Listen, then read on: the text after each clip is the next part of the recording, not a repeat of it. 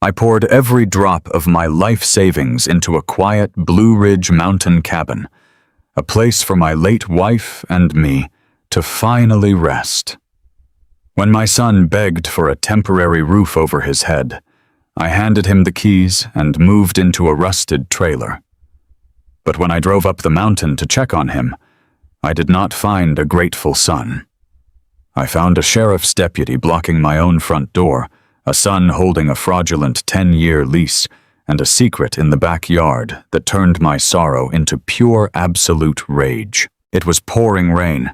A freezing, relentless downpour soaked right through my canvas work jacket and chilled the titanium screws in my left knee. 40 years of climbing utility poles as a commercial electrical lineman will leave a man with a body that predicts the weather better than any meteorologist. Tonight, my bones were screaming. But the physical pain was absolutely nothing compared to the sharp, suffocating ache in my chest as I stood on the front porch of my own home. Blue and red lights from a sheriff's cruiser flashed rhythmically against the wet cedar logs. I had sanded and sealed those logs with my own 2 hands. I had built the wraparound deck. I had wired the entire property. This was the sanctuary I had purchased for Sarah. She passed away from cancer before she could spend a single night listening to the wind blow through these pines. A young sheriff's deputy stood between me and the heavy oak front door. He was nervous, his hand resting casually on his duty belt, the rain dripping from the brim of his hat. He looked at me with a mixture of pity and stern authority. "Sir, I need you to step back from the threshold," the deputy said. His voice cut through the heavy sound of the rain hitting the metal roof. I looked at the young man, his silver badge gleaming in the amber glow of the porch light. Before I could explain that I owned the ground he was standing on, the heavy oak door swung inward. The warm golden light from the living room spilled out onto the wet decking, bringing with it the smell of burning hickory wood and expensive cologne. Derek stepped into the doorway. My own son. He was 34 years old, wearing a pristine cashmere sweater that probably cost more than my first truck. He held a steaming mug of artisanal coffee in one hand and a thick stack of stapled legal papers in the other. He did not look like a man who had come to me 8 months ago weeping about bankruptcy. He looked like a king standing atop his castle walls. His eyes held a smug, untouchable smirk that made my calloused hands curl into tight, heavy fists inside my jacket pockets. "Officer, this is exactly what I was talking about," Derek said. His voice dripped with practiced theatrical exhaustion. He shook his head, playing the role of the weary, terrified victim to absolute perfection.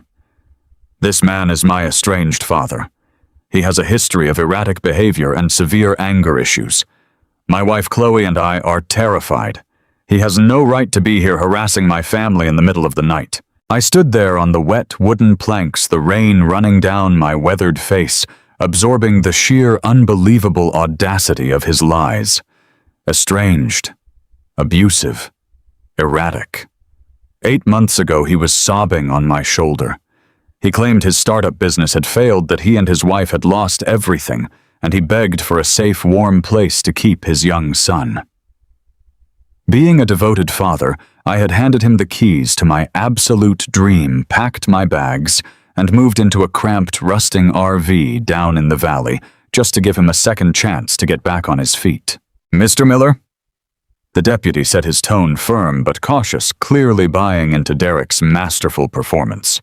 "The resident here has presented documentation proving he has lawful possession of this property. You are trespassing." "Trespassing," I rasped.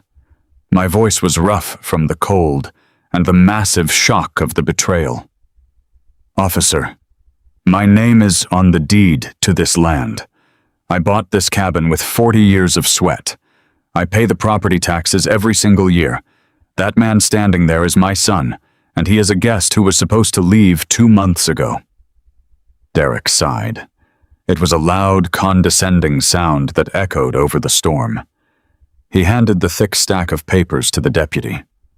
"Show him, officer. Show him the lease." The deputy took the papers, shielding them from the heavy rain with his body, and held them out for me to read. I wiped the freezing water from my eyes and leaned in toward the glow of the flashlight. The document was a formal, legally binding residential lease agreement. It was drafted with heavy legal jargon printed on high-quality paper. The terms jumped off the page and punched me directly in the gut. It granted Derek a 10-year tenancy. It stated the rent was exactly $0 a month. It included clauses granting him full rights to modify, renovate, and sublet the property at his sole discretion. And there at the very bottom of the last page was my signature. Thomas Miller. Written in bold blue ink. I stared at the strokes of the pen. It was an incredibly good forgery. It closely mimicked the slight leftward slant of my handwriting. But I knew my own hand. I knew the specific way I crossed my letters after 4 decades of signing union time cards and electrical permits. I never signed that paper. I had never even seen that paper. My son had completely fabricated a 10-year lease to legally steal my retirement home right out from under me. The deputy tapped the signature line with the heavy end of his flashlight. "Sir, do you know this signature? Because if this is your signature, you have surrendered your immediate rights to occupy this residence. This is a civil matter now. If you do not leave the premises right this second, I will be forced to arrest you for criminal trespass." The anger that surged through my veins was hot and blinding. Every single protective instinct I possessed screamed at me to step forward, grab my son by that expensive cashmere collar, and drag him out into the freezing mud. I wanted to roar. I wanted to tear those fraudulent papers to shreds and demand my house back. But working with high-voltage electrical lines teaches you one vital lesson about survival. If you act on pure impulse when the current is live, you die. You have to step back, assess the entire grid, and cut the power at the source. If I lost my temper right now, the deputy would immediately unclip his handcuffs. Derek would cower in the doorway and play the terrified victim. I would be tackled, arrested, and locked in a county holding cell while my son cemented his theft. My outrage would only validate his false claims of abuse. I forced my jaw to unclench. I took a slow, deep breath of the freezing mountain air, preparing to tell the young deputy that I would leave peacefully to sort this out in court. But as I shifted my weight on my bad knee to turn around, my gaze drifted past Derek's smug face. I looked past the warm, luxurious glow of the living room, past the expensive new leather furniture I had never seen before, and out through the large sliding glass doors toward the backyard. Through the driving rain and the absolute darkness, illuminated only by a harsh security floodlight Derek had recently installed on the back deck, I saw the old wooden tool shed. It was a small, uninsulated shack where I used to store my riding mower cans of paint and heavy winter tools. The roof was made of thin, corrugated tin. There was no heating, no plumbing, and no insulation in that shed.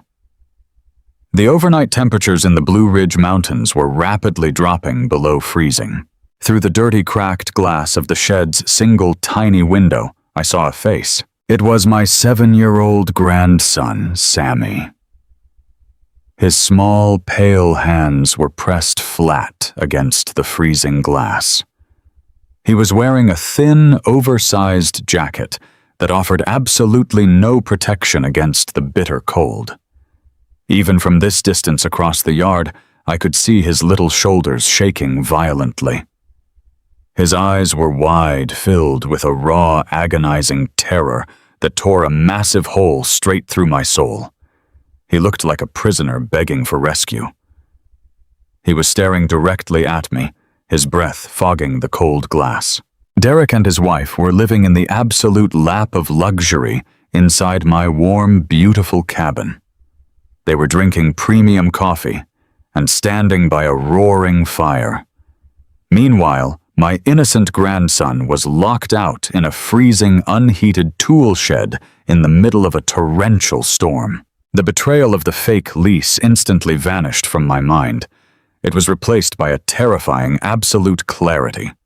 This was no longer a simple real estate dispute between an ungrateful son and a tired father. This was about a monster who would treat his own flesh and blood like disposable garbage to maintain his illusion of wealth. I looked back at Derek. His smirk was still plastered across his face, supremely confident that he had beaten the old grease monkey. He truly thought he had outsmarted me with his fake legal documents. He thought my silence was the silence of a defeated, broken man. I looked at the deputy who rested his hand heavily on his radio, waiting for my next move. "You are absolutely right, officer," I said. My voice was eerily calm, smooth as glass, betraying absolutely none of the violent storm raging inside my chest. "There has been a terrible misunderstanding here tonight. I apologize for taking up your time on such a miserable evening." I turned my back on my son, walked carefully down the wet wooden steps, and stepped into the freezing mud of the driveway. I climbed into the cab of my battered pickup truck, gripping the steering wheel so hard my knuckles turned completely white. I started the engine, allowing the heavy roar of the diesel to cut through the sound of the storm. I did not drive away as a defeated old man returning to a rusted trailer.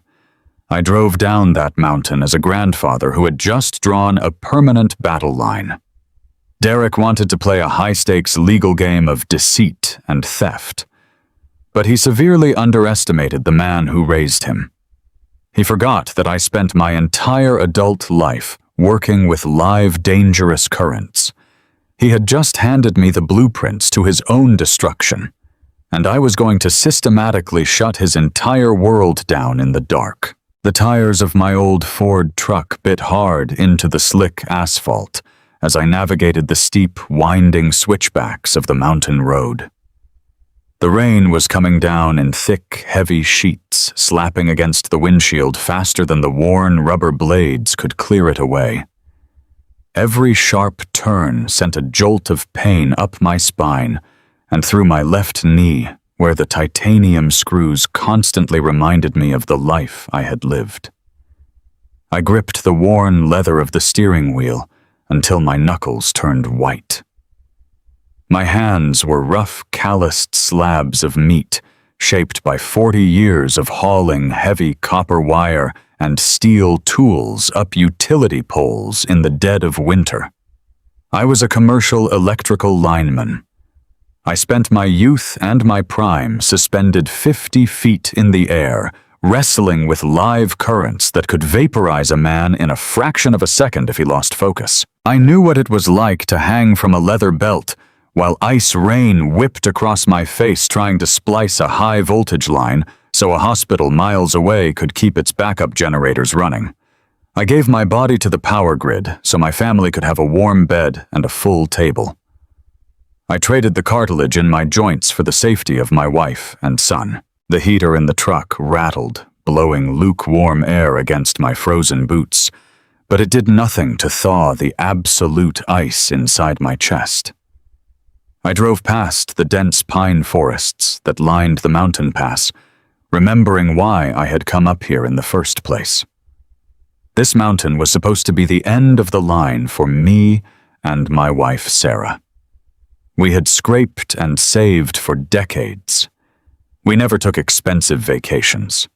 We drove second-hand cars until the engines finally gave out. Sarah clipped coupons and kept a large glass jar on the kitchen counter where we dropped every spare dollar bill we could find. We dreamed of a quiet cabin surrounded by cedar trees where we could sit on the porch and listen to the red-tailed hawks circling the valley.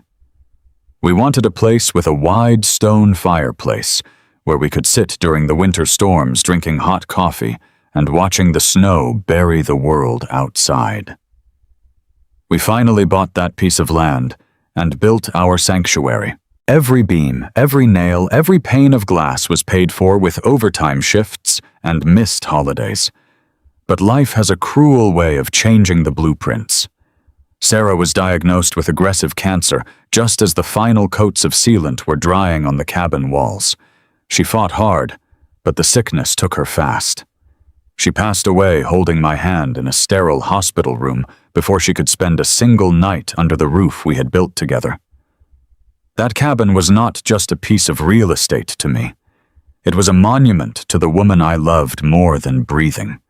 It was the physical manifestation of our entire life together. Now I was driving away from that very monument, exiled by my own flesh and blood.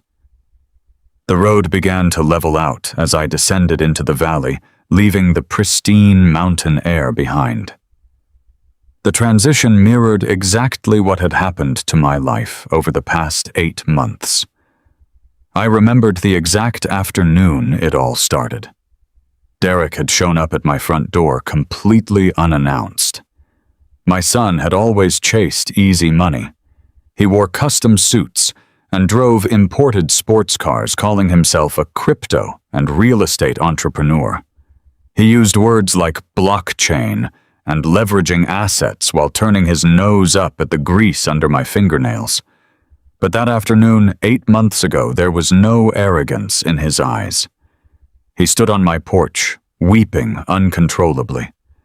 Chloe, his wife, stood behind him looking pale and terrified, holding my grandson Sammy tightly against her chest. She had actually managed to produce genuine tears wiping her eyes, with the sleeve of a designer coat she had probably bought the week prior. Derek told me his business ventures had collapsed entirely.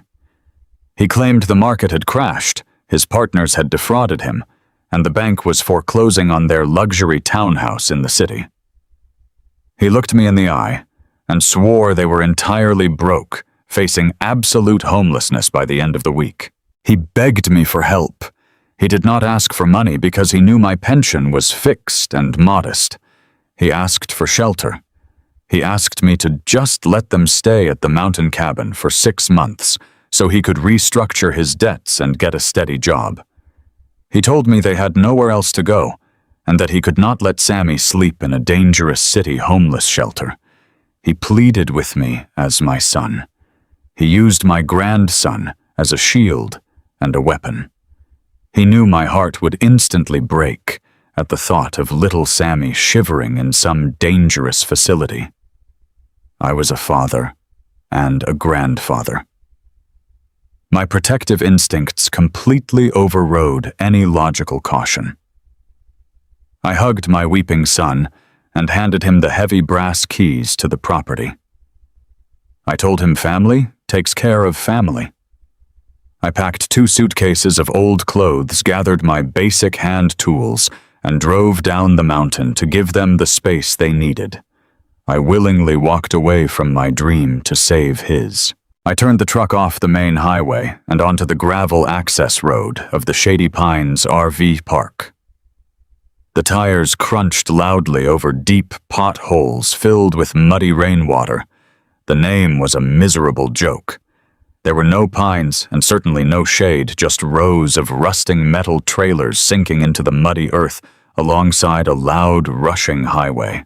A flickering neon sign buzzed erratically near the entrance, casting a sickly red glow over the puddles, reflecting the misery of the place. I pulled into my designated spot next to a cramped aluminum trailer that had been my home for the past 8 months. The exterior was dented and streaked with green algae. The roof leaked when the rain came down hard. The propane heater barely worked, leaving the interior smelling perpetually of damp dog and mildew. I turned off the ignition and just sat in the dark cab, listening to the rain hammer against the metal roof of the truck. This was what I had traded my hard-earned retirement for. I lived in a rusted metal box, eating canned soup and stretching every single dollar of my pension so my son could have a safe roof over his head. And it had all been an absolute calculated lie. The entire story of bankruptcy and desperation was a masterfully acted stage play. The sudden clarity hit me with the force of a high-voltage shock. Derek never went bankrupt. He had never lost everything. He had simply looked at the beautiful debt-free property his uneducated blue-collar father possessed and decided he wanted it for himself without paying a single dime. He knew I would never sell the cabin because it meant too much to the memory of his mother. So he manufactured a fake financial crisis. He weaponized my love for Sammy to gain entry, and once he had the keys, he immediately went to work changing the locks, forging legal documents, and locking me out of my own property. He thought he could claim squatters' rights or use a fake lease to tie me up in expensive legal battles until I simply ran out of money and died in this miserable trailer park. I stepped out of the truck and the freezing mud immediately swallowed the soles of my work boots. I unlocked the thin aluminum door of the trailer and stepped inside. The air was bitterly cold. I did not bother turning on the small overhead light. I just stood in the dark, letting the magnitude of the betrayal wash over me. Derek looked at me and saw nothing but a tired old man. He saw a man who spent his life taking orders, working with his hands, and sweating for an hourly wage. He assumed that because I did not wear a suit or speak in corporate jargon, I was ignorant of how the real world operated. He figured the old grease monkey would be too intimidated by police badges and formal legal documents to ever fight back. He assumed I would just roll over and accept my exile because I was too poor to hire a fancy city lawyer to contest his fraudulent lease. He was right about one thing. I was not a corporate raider. I did not know how to manipulate the stock market or hide money in offshore crypto accounts. But my son had drastically miscalculated the kind of intelligence it takes to survive 40 years on the power grid. When you build infrastructure from the ground up, you learn exactly how complex systems operate. You learn how power flows from the source through the breakers and into the final outlet. And more importantly, you learn exactly where to place the wire cutters when you need to shut an entire system down in the dark. Derek thought he had built an impenetrable fortress with his forged lease and his smug lies to the sheriff. But a house built on a faulty foundation is just waiting for a strong wind to push it over. And I was about to become a hurricane. I walked over to the tiny kitchenette and poured myself a glass of tap water. My hands were finally steady. The burning rage that had consumed me on the cabin porch had crystallized into something entirely different. It had become a cold, methodical focus. I thought about Sammy. The image of his terrified little face pressed against the freezing glass of that uninsulated tool shed was permanently burned into the front of my mind. Derek and Chloe were sleeping in a heated, king-sized bed, surrounded by luxury, while their own flesh and blood shivered in the dark like a forgotten animal.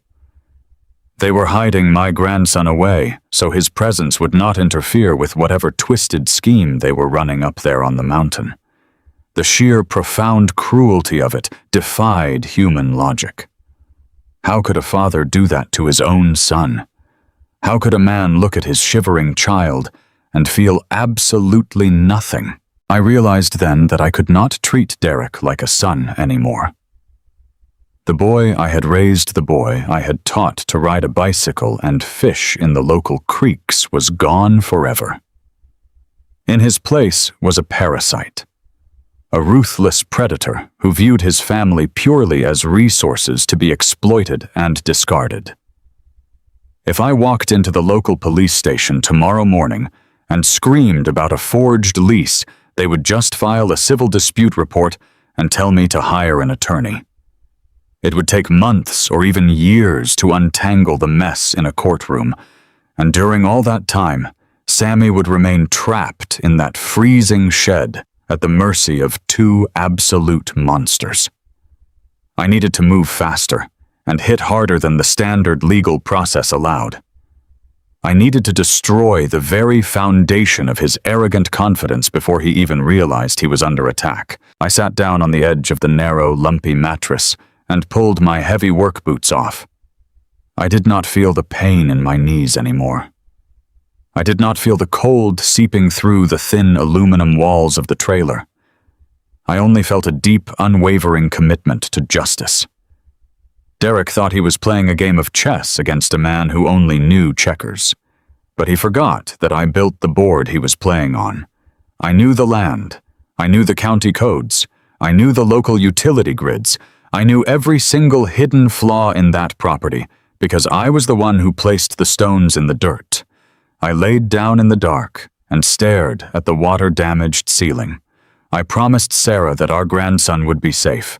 I promised myself that I would rip my home back from the hands of the thieves who stole it. Tomorrow morning, I would not go to the police. I would go to the county records office. I would find the paper trail of his lies, and I would use it to wrap a tight, invisible noose around his neck. The tactical retreat was over. The silent war had just begun. 2 days passed before I made my move. I spent 48 hours sitting inside my damp, rusted trailer down in the valley calculating every single variable. Anger is a remarkably powerful fuel, but it burns out quickly if you do not give it a deliberate direction. I needed to see exactly what was happening on my property without triggering whatever security measures my son had suddenly been able to afford. Derek thought he had effectively locked me out of my own land, but he severely underestimated 40 years of climbing utility poles. When you spend your entire adult life working as a commercial lineman, maintaining the vast electrical grid across the Blue Ridge Mountains, you learn things that regular citizens completely ignore.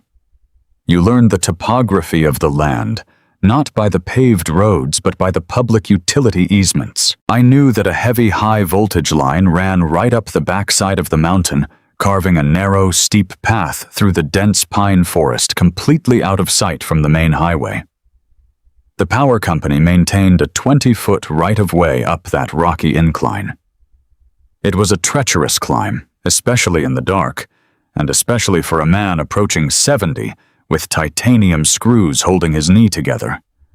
But the physical pain was absolutely nothing compared to the burning necessity to check on my grandson. I dressed in my darkest heavy canvas work gear, wrapped a sturdy climbing rope over my shoulder, and began the long hike up the mountain just after midnight. The air was brutally cold, carrying the sharp, biting scent of wet pine needles and freezing mud. Every step up that steep, rocky grade sent a sharp, agonizing jolt straight up my left leg, but I simply gritted my teeth and kept pushing. I used the massive wooden utility poles as guideposts in the pitch-black night, moving silently through the thick brush. My lungs burned, and my chest heaved by the time I finally reached the crest of the ridge that overlooked the back of my property. I crouched low behind a massive oak tree and observed the cabin I had built with my own 2 hands. The transformation was sickening. The quiet, rustic sanctuary Sarah and I had envisioned was entirely gone. In its place, Derek had created a garish, illuminated spectacle. Heavy industrial string lights were draped across the wraparound deck. A massive modern hot tub bubbled on the patio, sending thick clouds of steam into the freezing night air. But what caught my attention immediately were the small, blinking red lights positioned at the corners of the roofline. High-definition infrared security cameras. My son, who had stood on my porch weeping about bankruptcy and empty bank accounts, had somehow managed to install a commercial-grade surveillance system. He was incredibly arrogant, but he was not an electrician. Derek had mounted the cameras to monitor the paved driveway and the front porch, assuming any threat would walk right up to the front door. He completely neglected the blind spots created by the deep shadows of the towering cedar trees in the backyard. I knew the exact layout of those shadows because I had planted those trees myself.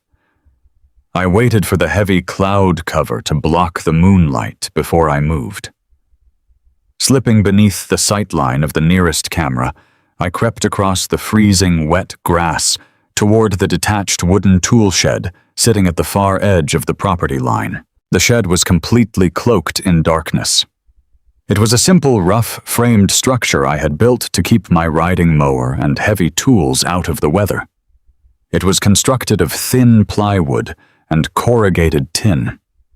It had absolutely no insulation, no drywall, and no internal heat source. The wind whipped through the gaps in the floorboards, making the entire structure rattle. The padlock on the door had been replaced with a cheap combination lock, but the hinges were exactly the same ones I had screwed into the frame 5 years ago. I did not waste time guessing the combination. I pulled a sturdy flathead screwdriver from my belt, slipped it under the hinge pin, and popped the metal rod straight out. The heavy wooden door swung open silently. The temperature inside was staggering. It felt colder in the dark, confined space than it did out in the open wind. It smelled of old potting soil, spilled motor oil, and desperate damp cold. I pulled a small penlight from my pocket and shielded the beam with my fingers, casting a faint, dim glow across the cluttered floor. My breath caught in my throat. I completely forgot how to exhale. Huddled in the far corner, wedged tightly between a rusted wheelbarrow and a stack of empty cardboard boxes, was a small, trembling shape. It was Sammy. My 7-year-old grandson was curled into a tight, desperate ball, wrapped entirely in a crinkling silver emergency space blanket. He was wearing the same thin jacket I had seen him in 2 days ago. He did not have a proper mattress or a pillow.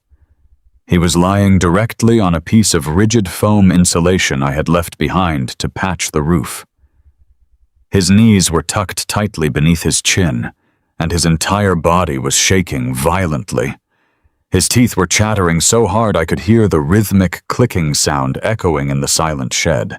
I dropped to my knees, the cold dirt floor seeping instantly through my thick canvas pants. I crawled toward him, keeping the light pointed away from his eyes. "Sammy," I whispered, my voice cracking under the immense weight of the heartbreak. "Buddy, it is Grandpa. It is Grandpa Tom." The small silver bundle flinched violently at the sound of my voice. The space blanket rustled as Sammy slowly lowered the shiny material from his face. In the dim ambient light, his face was terribly pale. His lips carried a faint, sickening shade of blue. He looked at me with wide, terrified eyes that took a long, agonizing moment to register who was kneeling in front of him. When recognition finally broke through the fear, his small face crumpled. He let out a soft, muffled sob and threw his arms around my neck, burying his freezing face into the collar of my heavy canvas jacket. I wrapped my large, calloused hands around his shaking frame, pulling him tightly against my chest to transfer whatever body heat I had left. He felt so incredibly fragile. He felt like a small bird caught in a winter storm. "Grandpa." He sobbed, his voice weak and raspy from the cold. "You came back. You came back for me." "I am right here, buddy," I whispered, pressing my cheek against his freezing forehead. "I am right here, and I am so deeply sorry I did not come sooner." "Tell me what is happening, Sammy. Why are you sleeping out here in the freezing dark? Why are you not inside the cabin with your father and Chloe?" Sammy sniffled, wiping his nose against his sleeve. His small hands gripped my jacket, like I was the only solid thing left in his entire world. "Dad says I am a nuisance, Grandpa. He says I make too much noise and I ruin the aesthetic." The aesthetic, I repeated the strange corporate word, feeling totally alien, coming from the mouth of a 7-year-old child. "What does that mean, Sammy? Who are you ruining it for?" "The guests," he whispered, looking fearfully toward the heavy wooden door, as if Derek might burst through it at any second. "There are always strangers at the house, Grandpa. Really loud strangers. They drive big, shiny black cars, and they bring boxes of fancy food and glass bottles. Dad and Chloe sleep in the big master bedroom, but they rent out the rest of the cabin to the guests. Dad calls it the Executive Mountain Retreat." I heard him tell a man on the phone that it costs $1,500 a night to stay here. The pieces of the puzzle slammed together in my mind with a violent, sickening clarity. The garish string lights, the massive bubbling hot tub, the high-definition security cameras. Derek and Chloe had not gone bankrupt. They were not desperate victims looking for a temporary roof over their heads. They had looked at the pristine, peaceful retirement sanctuary I had sacrificed my entire life to build, and they saw a lucrative commercial opportunity. They had stolen my property to launch a high-end luxury party rental business catering to wealthy corporate clients from the city. They were pulling in $1,500 a night while forcing my innocent grandson to sleep on a piece of scrap insulation in an unheated shed so his presence would not bother the paying guests. When the strangers come, Chloe tells me I have to go to the shed and stay perfectly quiet. Sammy continued, his small voice trembling with the trauma of his profound neglect. She says if I come inside and bother the rich people, I will cost them a 5-star review. She locks the door from the outside. Sometimes they forget to bring me dinner until the morning. It gets so cold, Grandpa. It gets so incredibly cold out here. The sorrow inside my chest instantly evaporated. The heartbreak was completely incinerated by a white-hot, absolute fury. The burning rage did not make me want to scream. It made me want to meticulously dismantle my son's entire existence. He was trading the health, safety, and psychological well-being of his own child for luxury rental income. He was treating my grandson like disposable garbage to finance his arrogant lifestyle. I wanted to pick Sammy up right in that exact moment, carry him down the mountain, and never look back. Every instinct in my body demanded that I wrap him in my coat and run. But I had spent 40 years analyzing high-risk situations, and the logical part of my brain screamed a severe warning. If I took Sammy right now, Derek would immediately call the authorities and report a kidnapping. Derek held a legally binding lease, even if it was forged. I had absolutely no legal custody rights over Sammy. I would be arrested before the sun came up, and Sammy would be handed directly back to his abusers or thrown into the chaos of the state foster care system. Derek would use my actions to paint me as an unhinged, violent old man, cementing his false narrative. I could not protect Sammy from inside a county jail cell. I had to operate within the strict boundaries of the law to ensure I completely severed Derek's control. I gently pulled back from Sammy and looked directly into his tear-filled eyes. I reached into my deep jacket pocket and pulled out my smartphone.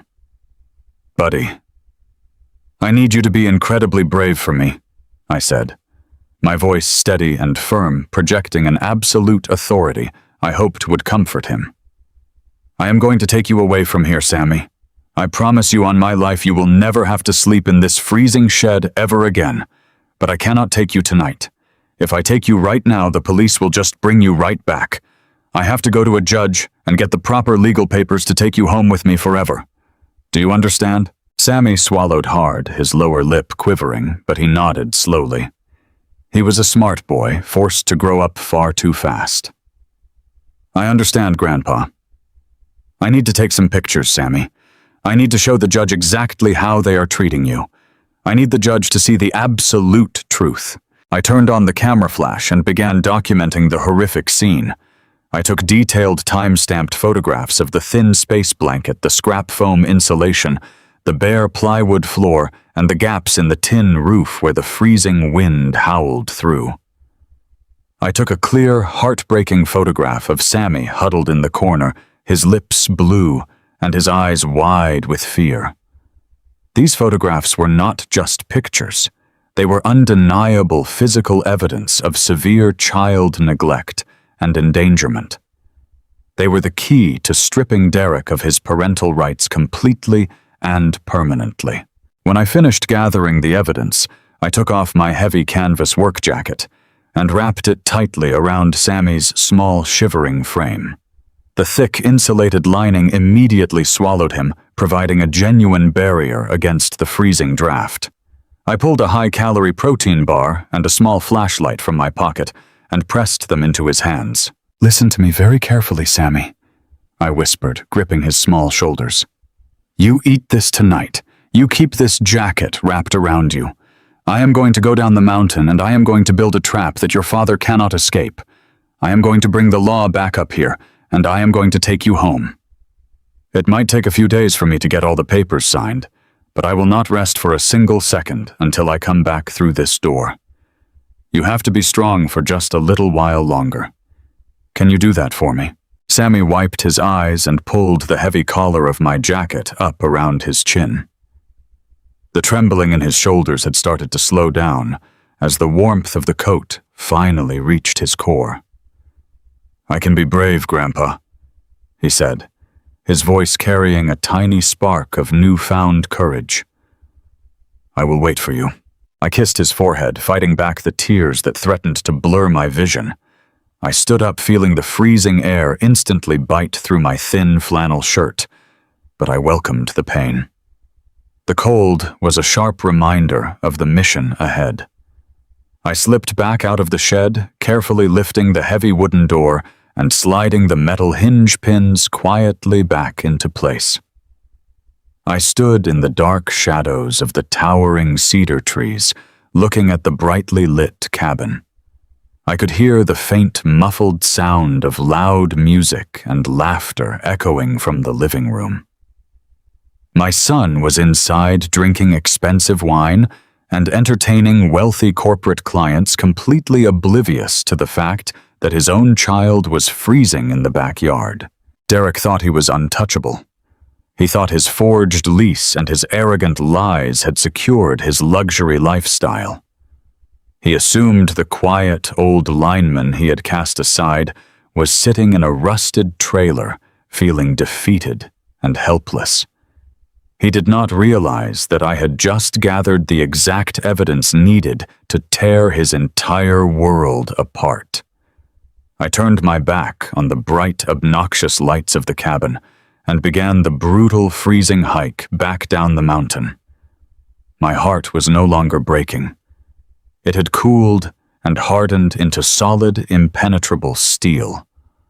I was going to use his own greed, his own arrogance, and his own sloppy, illegal shortcuts to bring an absolute avalanche of justice down upon his head. The morning sun broke over the eastern ridge, painting the sky in pale shades of bruised purple and cold gray. I had not slept a single second since walking down that mountain. My boots were still caked in heavy freezing mud, and my canvas jacket carried the damp, bitter smell of the tool shed. I bypassed the rusting trailer park entirely and drove my old Ford truck straight across the county line toward the neighboring town. I was not going to the police station.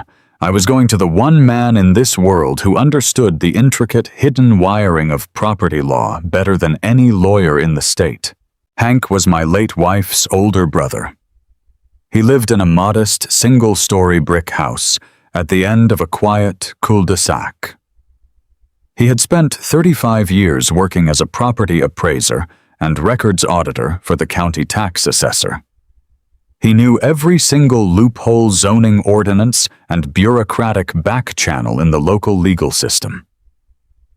He had retired 5 years ago, but his mind was still as sharp as a newly filed steel blade.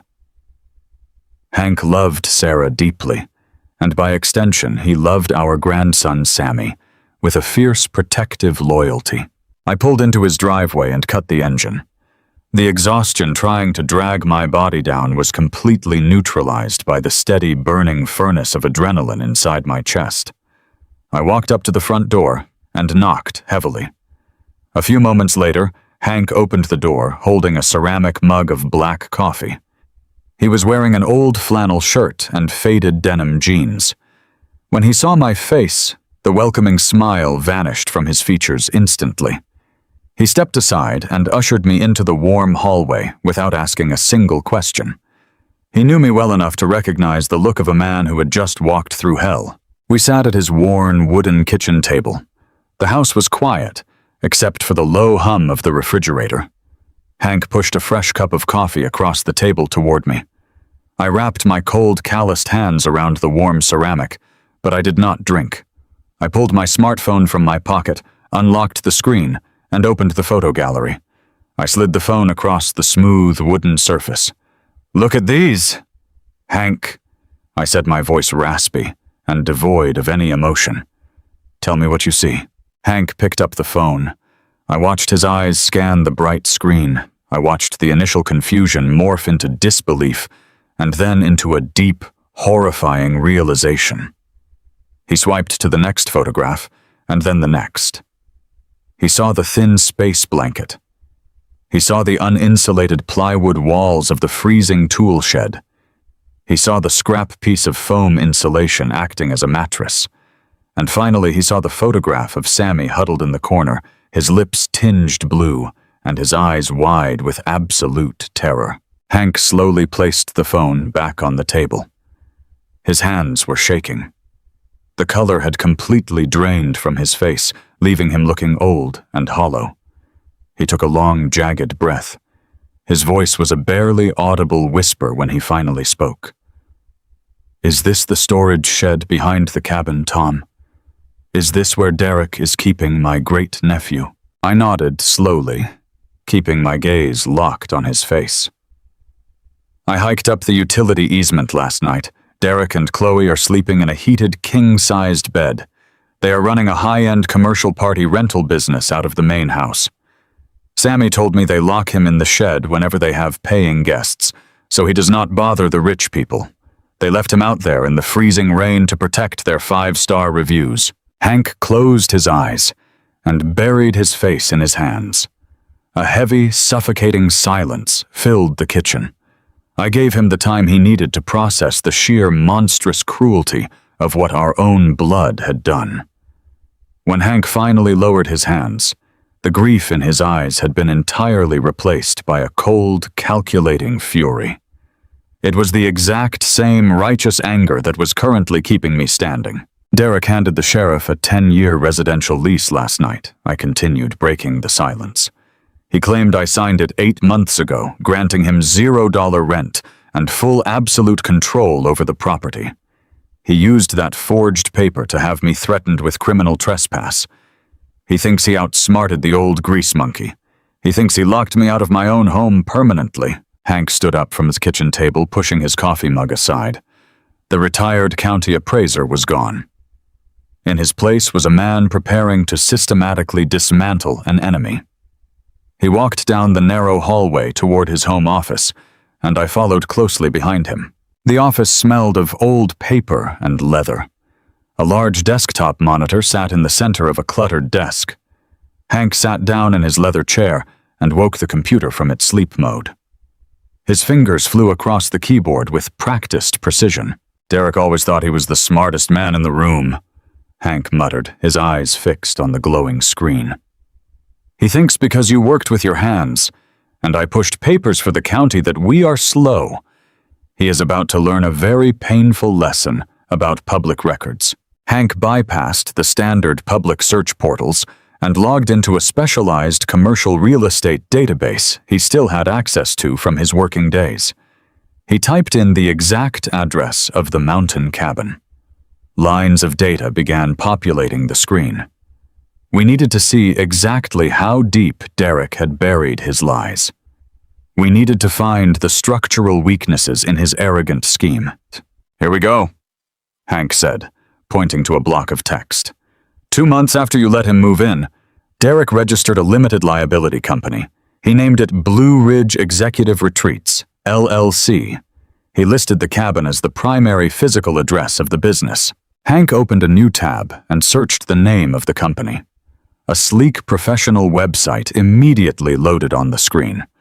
It featured high-resolution drone footage of my beautiful cabin. The website boasted about luxury amenities, private hot tubs, and exclusive corporate wellness packages. The booking calendar showed the property was completely sold out for the next 4 months at a rate of $1,500 a night. My chest tightened as I looked at the glossy photographs of wealthy strangers drinking champagne on the deck I had built for Sarah.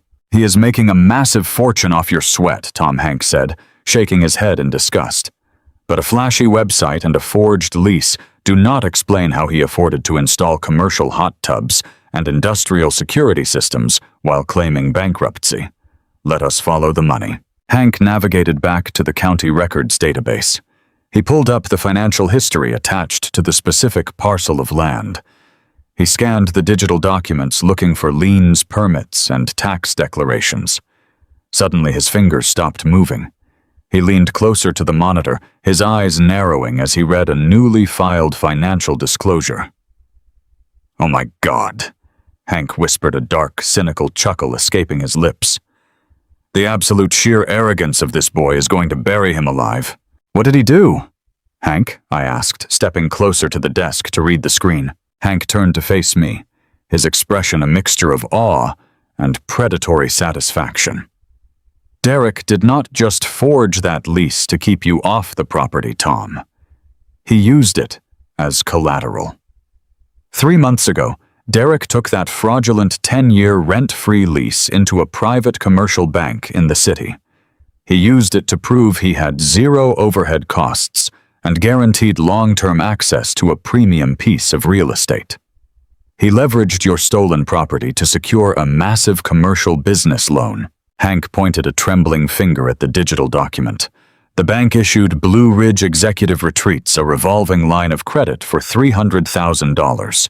He used the bank's money to fund his luxury renovations and finance his fake entrepreneur lifestyle." I stared at the screen, absorbing the massive scale of the deception. Derek had essentially printed his own lottery ticket. He had walked into a financial institution and lied directly to their loan officers, using my forged signature as his golden key. He felt so completely untouchable that he actually submitted a fabricated legal document to a federally insured bank. "If I go to the sheriff and claim the signature is forged, it becomes a civil dispute," I said, running a rough hand over my jaw. "Derek will just say I signed it and forgot, or that I am an angry old man trying to ruin his business. It would be my word against his." Hank nodded slowly, leaning back in his chair. "That is exactly what he is counting on, Tom. He thinks you will run to the local police screaming about a stolen house. He knows the local cops do not want to untangle a complex family real estate dispute. They will tell you to hire an attorney and file a civil suit. Derek would use that bank money to drag the lawsuit out for years. And all the while, Sammy stays locked in that freezing shed." I felt a cold, heavy knot form in my stomach. The law was a slow-moving machine designed to protect those who knew how to manipulate its gears. Derek had built a strong defensive wall using that loan, but Hank was not looking at the screen with defeat. He was looking at the screen with the triumphant gaze of a man who had just found the fatal flaw in the enemy fortress. He clicked a few more buttons, pulling up the original deed history of the property. "Derek is a sloppy, arrogant fool," Hank said, his voice dropping to a low, serious timbre. "He thinks he knows everything about wealth because he wears expensive clothes and talks about leveraging assets. But he does not know the first thing about how real wealth is actually protected."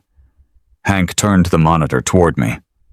Displayed on the screen was the master title deed to the mountain cabin. "When Derek drafted that fake lease, he put your personal name as the property owner," Hank explained, tracing the text with his pen.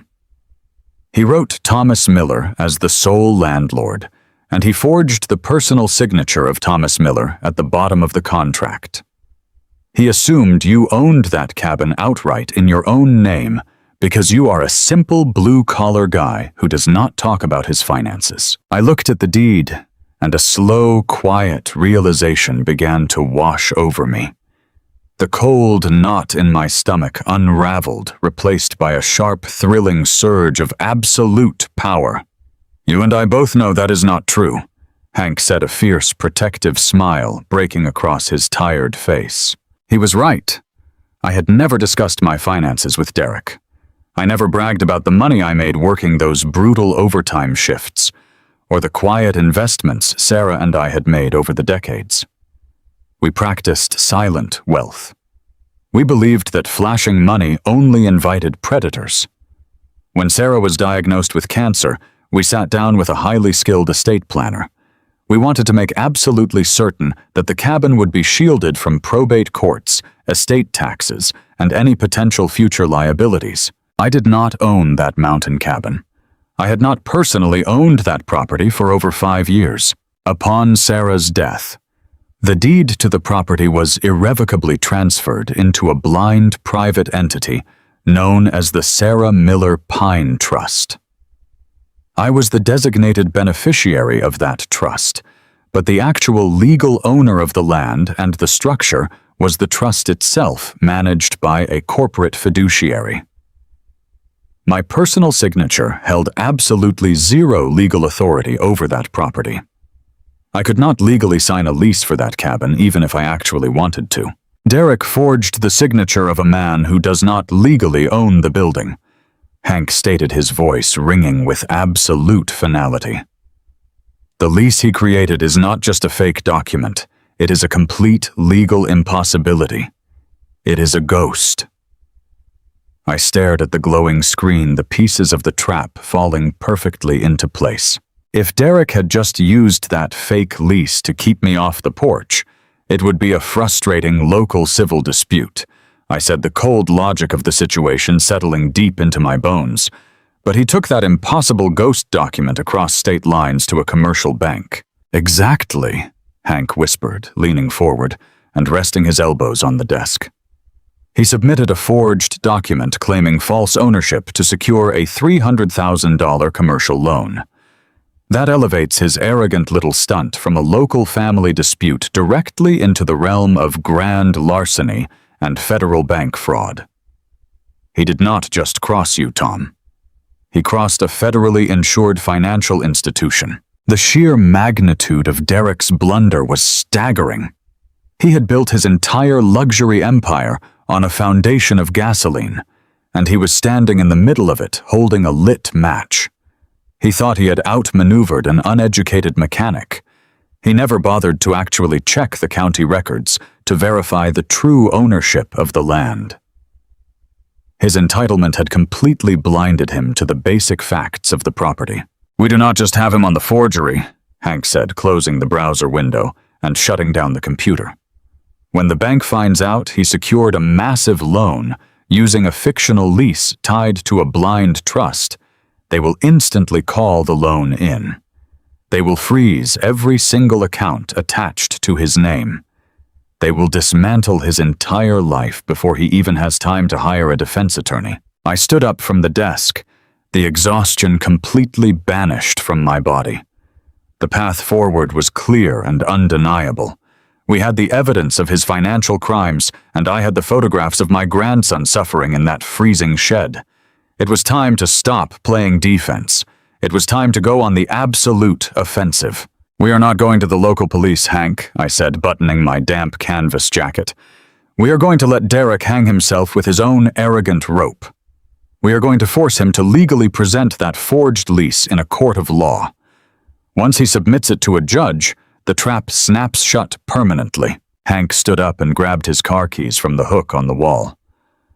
"I know exactly which real estate attorney we need to see," he said, opening the front door and stepping out into the cold morning air. "And after that, we are going to see a judge about getting Sammy out of that shed." I walked out of Hank's house feeling the cold wind hit my face. My son had stolen my home and tortured my grandson to finance a wealthy illusion. He believed he was completely untouchable. But he was about to learn that the most dangerous men in this world are not the ones wearing tailored suits and shouting in lobbies. The most dangerous men are the quiet ones who know exactly how to cut the power and watch the entire empire plunge into total absolute darkness. The city skyline loomed ahead of us like a row of jagged steel teeth against the gray morning clouds. Hank drove his sedan in absolute silence, navigating the chaotic downtown traffic with the focused intensity of a man on a mission. We were headed to the high-rise office of Martin Sterling, a man Hank described not just as a real estate attorney, but as a legal apex predator. Martin charged a small fortune by the hour. But Hank assured me he was the exact kind of merciless tactician we needed to dismantle Derek without leaving a single piece of his empire intact. I sat in the passenger seat, clutching the manila folder containing the trust documents, the forged lease copy we had pulled from the county records, and the photographs of Sammy. My chest felt tight, with a mixture of burning anticipation and lingering dread. I was preparing to ruin my own son, but every time a trace of hesitation crept into my mind, I thought of my grandson shivering on a piece of scrap foam insulation in that freezing shed. The hesitation instantly burned away, leaving only cold iron resolve. We parked in an underground garage and rode a silent, polished elevator up to the 34th floor. Martin Sterling's office was aggressively modern, with glass walls and dark oak floors that echoed with the sound of our boots. Martin was a tall, impeccably tailored man in his late 50s, with sharp, observant eyes that seemed to evaluate the monetary value of everything they looked at. He did not offer empty platitudes or fake sympathy when we sat down at his massive conference table. He just poured 3 glasses of water and asked me to lay out the facts. I walked him through every detail, starting from the day Derek begged for a temporary place to stay, all the way to the discovery of the forged 10-year lease and the $300,000 commercial bank loan. I handed him the Sarah Miller Pine Trust paperwork proving my personal signature held 0 legal weight over the property. Martin reviewed the documents in total silence for nearly 20 minutes. The only sound in the room was the crisp turning of heavy paper. When he finally looked up, a slow, terrifying smile spread across his face. "Your son is an exceptionally foolish man, Thomas," Martin said, leaning back in his leather chair and tapping his pen against the polished wood table. "He has essentially built a house of cards on a foundation of pure legal gasoline. The bank fraud alone carries a mandatory federal sentence. But if you walk into the local police precinct today and hand them this file, they will likely freeze." I leaned forward, feeling a sudden spike of frustration. "Why would they freeze?" I asked, my voice rough. "He forged my signature and defrauded a commercial bank. The evidence is right there in your hands." Martin shook his head calmly. "White-collar crime is incredibly slow, Thomas. If you go to the police right now, Derek will immediately hire a defense attorney who will claim this is nothing more than a messy family misunderstanding. They will argue that Derek honestly believed he had your verbal permission to sign the lease on your behalf to secure a business loan that would ultimately benefit the whole family. They will drag it out in civil court for years, tying up your property and draining your resources while Derek continues to operate his luxury retreat. We do not want a messy family dispute. We want an inescapable federal trap." Hank nodded knowingly. "So what is the play, Martin? How do we drop the hammer without giving him a chance to spin a sob story?" "We have to make him submit the forged lease to a judge of his own free will," Martin explained, his eyes gleaming with calculated malice. "Right now, the fraudulent document is sitting in a bank file, but if Derek officially enters that lease into a county court as an active piece of evidence to defend his business, he commits undeniable perjury. He elevates the crime from a questionable financial transaction to deliberate judicial fraud.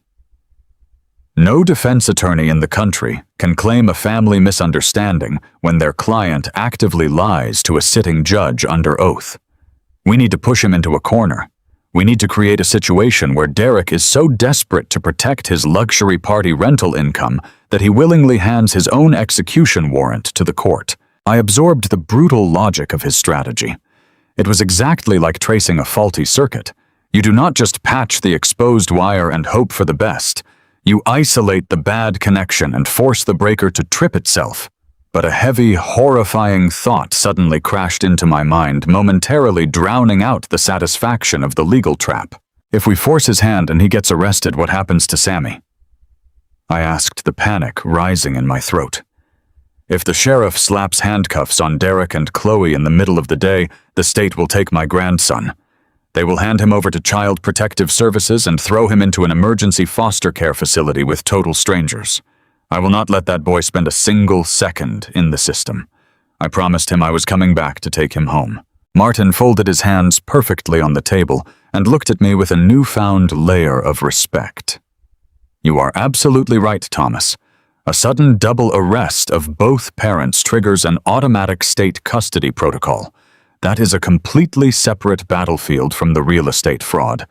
But fortunately, you brought the right ammunition. He pointed to the photographs of the freezing tool shed I had placed on the corner of the table. You need to take those pictures to a family court judge immediately. Hank sat up straighter, pulling his phone from his pocket. I spent 35 years working in the county records building, he said, his voice thick with determination. I know every clerk, bailiff, and judge in that courthouse. I know exactly who we need to see. Judge Harrison Roberts. He is a no-nonsense man who absolutely despises child endangerment. We can bypass the standard family court circus if we file an ex parte emergency petition for guardianship. Martin nodded in agreement, sliding a blank legal pad across the table. I will draft the petition right now. We will cite severe physical neglect, immediate risk of harm, and parental abandonment. If Judge Roberts grants an emergency sealed guardianship order, the state recognizes you as Sammy's temporary legal guardian before the criminal arrests even happen. When the police finally arrive at that mountain cabin to take Derek away, the Child Protective Services agent will be legally obligated to hand Sammy directly to you. We spent the next hour drafting the most heartbreaking legal document of my entire life. Martin translated the raw agony of my discovery in the shed into cold, devastating legal terminology. Every word felt like a physical weight settling on my shoulders. I was officially documenting the horrific failures of my own son. But I pushed the sorrow aside. I was not doing this to destroy Derek. I was doing this to save Sammy. By 2:00 that afternoon, Hank and I were walking through the heavy brass doors of the county courthouse. The air inside smelled of floor wax and old paper.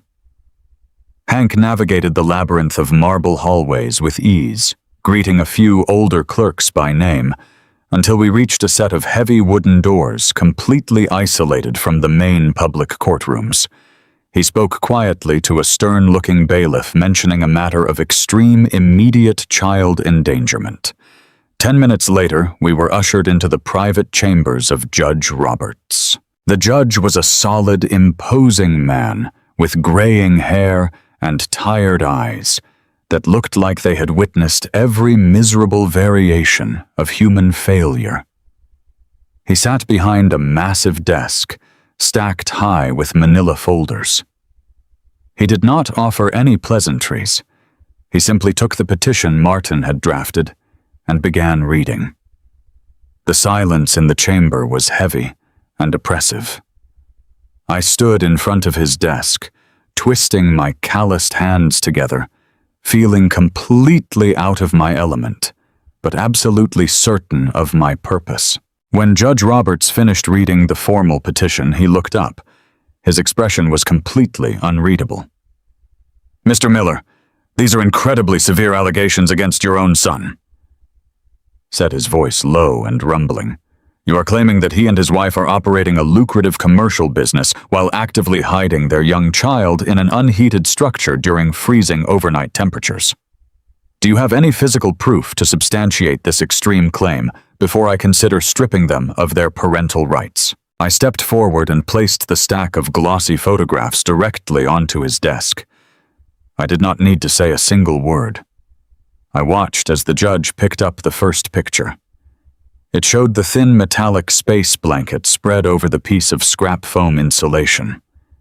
He picked up the next picture, showing the gaps in the tin roof, where the freezing rain had leaked onto the plywood floor. Then he picked up the photograph of Sammy. He stared at the image of my 7-year-old grandson, huddled in the corner, his lips blue, his eyes wide with raw, unspeakable terror. I saw the exact moment the judge's professional detachment shattered. A muscle in his jaw twitched violently. He carefully placed the photograph back onto the desk, and let out a long, slow breath. The tired look in his eyes had been completely replaced by a fierce, terrifying clarity. "My son locked him out there so he would not bother the paying guests," I said, my voice trembling with a mixture of grief and restrained fury. I wrapped my own coat around him 2 nights ago and promised him I was coming back. I cannot let the state take him when the fraud charges drop. He has been through enough terror. I need the legal authority to bring my grandson home. Judge Roberts did not ask another question. He pulled a heavy black pen from his desk drawer and flipped to the signature page of the emergency petition. "I am granting a sealed ex parte order for immediate temporary guardianship," he stated, his voice carrying the absolute heavy weight of the law. "This order will remain sealed in the county system until you execute it alongside local law enforcement. When the authorities move on the parents, this document legally mandates that the child be placed immediately into your physical custody. No foster care, no temporary state holding facilities. You bring that boy home, Mr. Miller." He pressed his official seal into the paper and handed the heavy document across the desk. I took the paper, feeling a massive, overwhelming surge of relief wash through my entire body. I had secured the shield. Sammy was officially protected by the power of the court. Hank and I walked out of the courthouse and back into the cold afternoon air. The rain had stopped, leaving the city streets shining under a pale winter sun. I held the sealed guardianship order tightly against my chest. We had gathered the arsenal. We had built the legal snare perfectly designed to bankrupt my son and lock him in a federal cell. We had secured the ultimate protection for the only innocent victim in this entire nightmare. Now there was only one thing left to do. We needed to force Derek to trip the wire. We needed to cut the power to his luxury empire and watch him panic in the dark. Hank arrived at my rusted trailer early the next morning, carrying a thick stack of manila folders under his arm. He had spent the entire night utilizing his old county contacts to pull every single municipal permit and architectural schematic Derek had filed for the property. He spread the large blueprint rolls across my tiny laminate kitchen table, pushing aside my half-empty coffee cup. I put on my reading glasses and leaned over the complicated web of lines and zoning descriptions. Derek had submitted basic cosmetic upgrade forms to the local zoning board, claiming he was simply updating the bathrooms and installing some new light fixtures. But the secondary contractor invoices Hank had managed to uncover painted a completely different and far more dangerous picture. Derek had transformed my quiet 3-bedroom retirement sanctuary into a heavy commercial hospitality complex. I traced my calloused finger along the newly drawn schematics. I saw the specifications for a sprawling outdoor cedar sauna.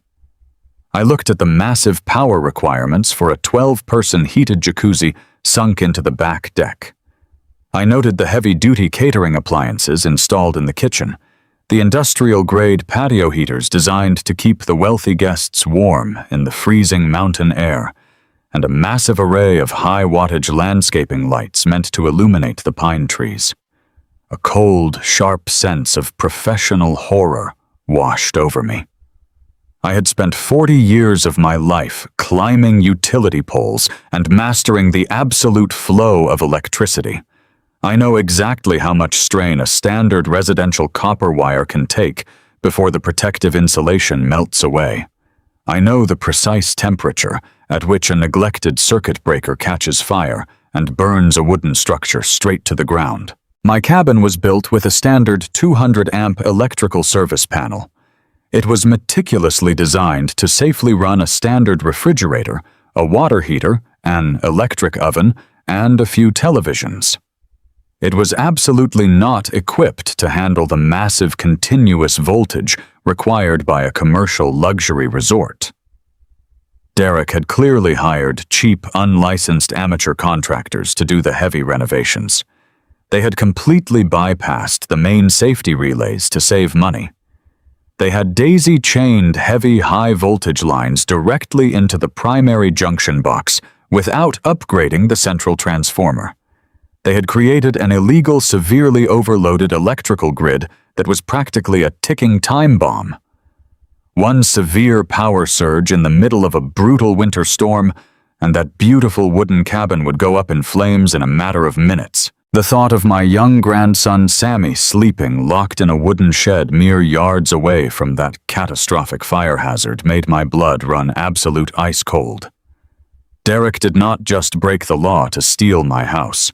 He had recklessly endangered the life of his own child to maximize his profit margins. I did not need to step outside the boundaries of the law to strike back at my son. I just needed to enforce the strict regulations he arrogantly ignored. Hank opened his laptop and pulled up the booking schedule for Blue Ridge Executive Retreats. He tapped the screen with a look of deep, predatory satisfaction. Derek had a massive high-stakes event planned for that exact upcoming weekend. A wealthy technology firm from the city had booked the entire property for an exclusive corporate wellness retreat. They had paid $50,000 up front for catered gourmet meals, heated outdoor yoga sessions, and luxury mountain isolation. It was the absolute peak of my son's fraudulent empire. Derek was relying on that $50,000 to pay his monthly installment on the massive commercial bank loan he had fraudulently secured. I picked up my smartphone and dialed a number I had memorized decades ago. I called an old union brother named Mac. Mac and I had survived brutal ice storms together, repairing downed high-voltage lines in the dead of winter, while the rest of the world slept safely indoors. We shared the deep, unspoken bond of men who had trusted each other with their lives on a daily basis. Mac was now the senior safety inspector for the Regional Utility Commission. When he answered the phone, I did not waste time with pleasantries. I explained exactly what my son had built on my deeded property. I detailed the specific luxury appliances, the massive outdoor heating elements, and the completely unpermitted commercial load running on a standard residential grid. Mac listened in total professional silence. When I finished explaining the bypassed breakers and the severe immediate fire risk, his voice grew hard and deadly serious. He told me that drawing a massive commercial load on an unpermitted residential transformer was not just a simple code violation. It was an immediate, catastrophic public safety threat. The utility company had a strict legal obligation to prevent grid fires, especially in densely wooded mountain areas where a single spark could ignite thousands of acres of pine forest. I told him I was the registered beneficiary of the trust that owned the land, and I was officially reporting a critical hazard. Mac did not hesitate for a single second. He promised me he would personally send his most relentless inspection team out to the mountain that Saturday night to investigate the overloaded lines. Saturday evening arrived with a bitter, biting chill that cut straight through my heavy canvas work jacket. I drove my battered Ford truck up the mountain and parked on a dark, unpaved logging road just above the ridgeline. I turned off the engine and sat in the freezing cab, rolling down the window to listen to the sounds of the valley. I lifted a pair of heavy brass binoculars to my eyes and looked down through the dense tree branches at my property. The cabin looked like a glowing, obnoxious beacon of excessive wealth against the dark mountain backdrop. The massive wraparound deck was brilliantly illuminated by hundreds of warm amber string lights. I could see hired caterers wearing crisp white aprons, carrying silver trays of expensive food to a dozen wealthy corporate guests. The massive hot tub bubbled, sending thick white clouds of steam into the freezing night air. Derek was standing near the edge of the heated pool, holding a crystal glass of expensive wine. He was wearing a tailored suit jacket over a casual shirt, playing the flawless role of the self-made visionary entrepreneur. He was laughing loudly, holding court with the executives from the technology firm. He looked so incredibly proud of the luxurious kingdom he had stolen. He was completely oblivious to the fact that his entire empire was built on a fragile, overloaded wire. At exactly 8 o'clock, a heavy white utility truck with flashing amber warning lights rolled slowly up the steep mountain road. The heavy diesel engine hummed loudly as it bypassed the main driveway entrance and parked directly beneath the massive wooden utility pole that fed power to the property. Derek was too busy entertaining his wealthy clients to notice the lineman stepping out of the truck. The inspector was wearing a heavy yellow rain slicker and an insulated white hard hat. He did not walk up to the front door to ask for permission. He did not attempt to politely interrupt the fancy catered dinner. He simply engaged the hydraulic stabilizers on his truck and extended the fiberglass bucket straight up toward the main transformer. I watched through the binoculars, my heart beating with a steady rhythmic satisfaction as the inspector reached the top of the pole. He clamped his thick, insulated rubber gloves onto the primary transmission line. He clearly saw the massive illegal power draw pulling from the residential transformer. It took him less than 10 seconds to verify the catastrophic safety hazard. He reached out and forcefully pulled the heavy master breaker, completely disconnecting the property from the county grid. In a single heartbeat, the entire luxury empire was plunged into total absolute darkness. The suddenness of the blackout was visually staggering. The brilliant string lights vanished. The glowing underwater pool lights died instantly. The heavy thumping bass from the outdoor speakers was violently cut off, leaving a sharp, ringing silence in its wake. The massive industrial patio heaters stopped roaring, and the bubbling hot tub ceased its constant mechanical hum. The entire property was instantly swallowed by the freezing, pitch-black mountain night. It took about 10 seconds for the initial shock to wear off down on the deck. Then the shouting began. Through the binoculars, I watched the wealthy corporate guests stumbling blindly around the freezing wet patio. They were furious and disoriented. Several of them held up their cell phones, using the tiny, weak flashlights to navigate the pitch-black space. The biting winter wind immediately whipped across the deck, unhindered by the now dead electric heaters. The guests who had paid $50,000 for a warm, luxury retreat were now shivering in the dark, wearing thin evening clothes. Derek sprinted frantically across the yard, waving his arms wildly and screaming at the utility worker in the bucket truck. I could hear his panicked, entitled voice echoing all the way up the ridge. He was demanding that the power be turned back on immediately, shouting about his important guests and threatening massive lawsuits against the county.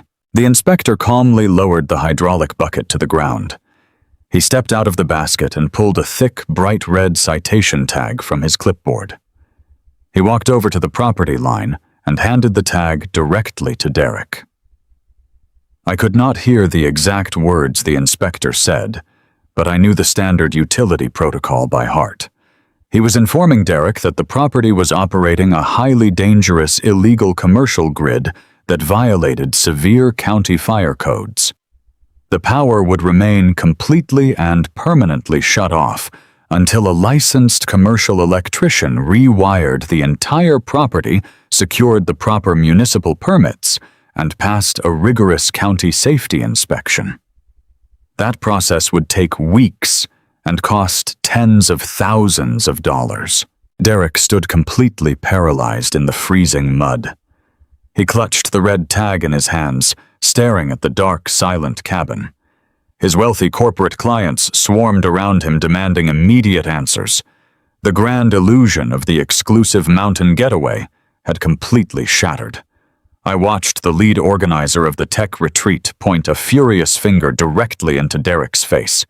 The man was clearly shouting about breach of contract and demanding an immediate full refund of their $50,000. The guests began marching toward their expensive luxury cars, eager to escape the freezing darkness and drive back to the city. Derek tried to plead with them, following them to their vehicles and begging for a chance to fix the situation. But the damage was absolute and irreversible. He watched in total despair as a line of expensive black cars drove slowly down the mountain, abandoning his ruined event.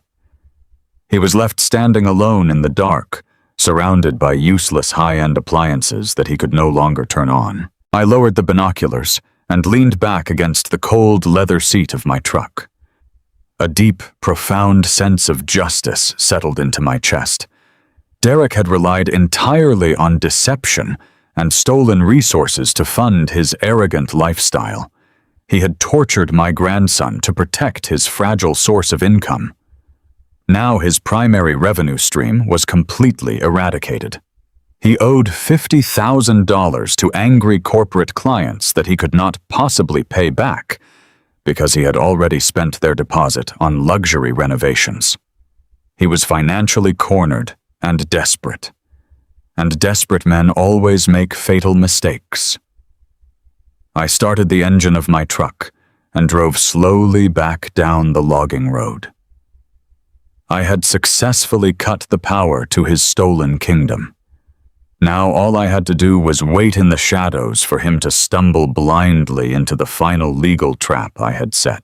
Patience is the single hardest discipline a commercial lineman ever has to learn. When you spend your days suspended high above the earth working with live currents, you learn that rushing a job will put you in the ground. You have to wait for the storm to pass. You have to double-check every connection before you throw the switch. I spent 3 agonizing days sitting inside my rusted trailer down in the valley practicing that exact same discipline.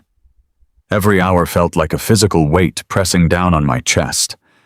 I stared at the water-stained ceiling thinking about my young grandson Sammy, shivering in that unheated tool shed. Every protective instinct in my body screamed at me to drive my truck through the luxury security gates and tear the doors off their hinges.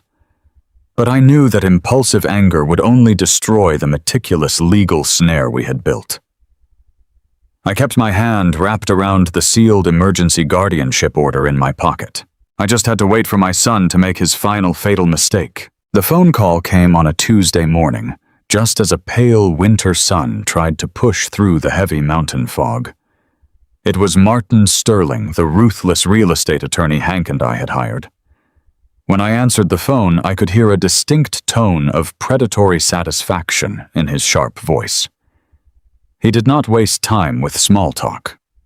He told me that the trap had been sprung. Derek had swallowed the bait completely whole. Martin explained the beautiful absolute catastrophe of my son's current financial situation. The weekend blackout had completely devastated the fake luxury empire. The wealthy corporate clients from the city had not just abandoned the property. They had hired their own aggressive corporate lawyers to demand an immediate full refund of their $50,000 payment. Derek had already spent that deposit on expensive catered food, imported wine, and the initial payments for his unpermitted outdoor hot tubs. He was hemorrhaging money at a catastrophic rate. The private commercial bank that issued his $300,000 business loan had noticed the sudden severe drop in his revenue stream. His creditors were calling him every single day.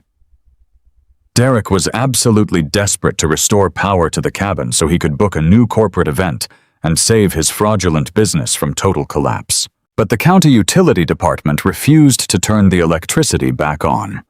They demanded a comprehensive commercial safety inspection and thousands of dollars in municipal fines. Derek could not afford to pay the fines, and he certainly could not afford to hire a licensed commercial electrical crew to completely rewire the property. He was trapped in the dark, watching his bank accounts drain to zero.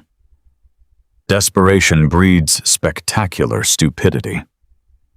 Martin told me that Derek had marched into the county courthouse earlier that morning and filed an emergency civil injunction against the utility company and against me.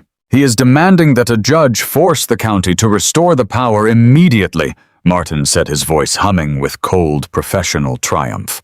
But to secure an emergency injunction for a commercial property dispute, you have to prove that you possess absolute, unquestionable legal standing over the land.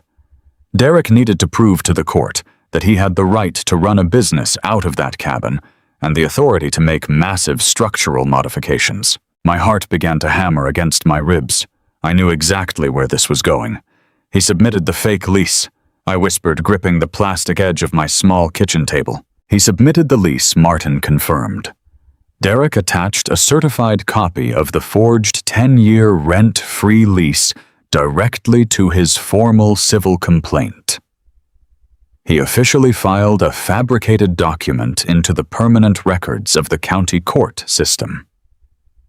He stood in front of the court clerk, raised his right hand, and swore under penalty of perjury that the attached documents were entirely genuine and legally binding. I closed my eyes and let out a long, trembling breath.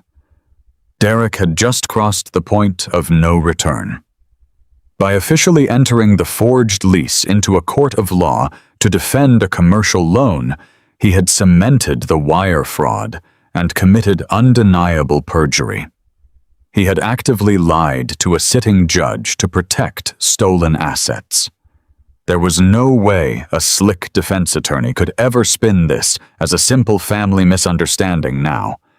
Derek had wrapped the rope tightly around his own neck and kicked away the chair.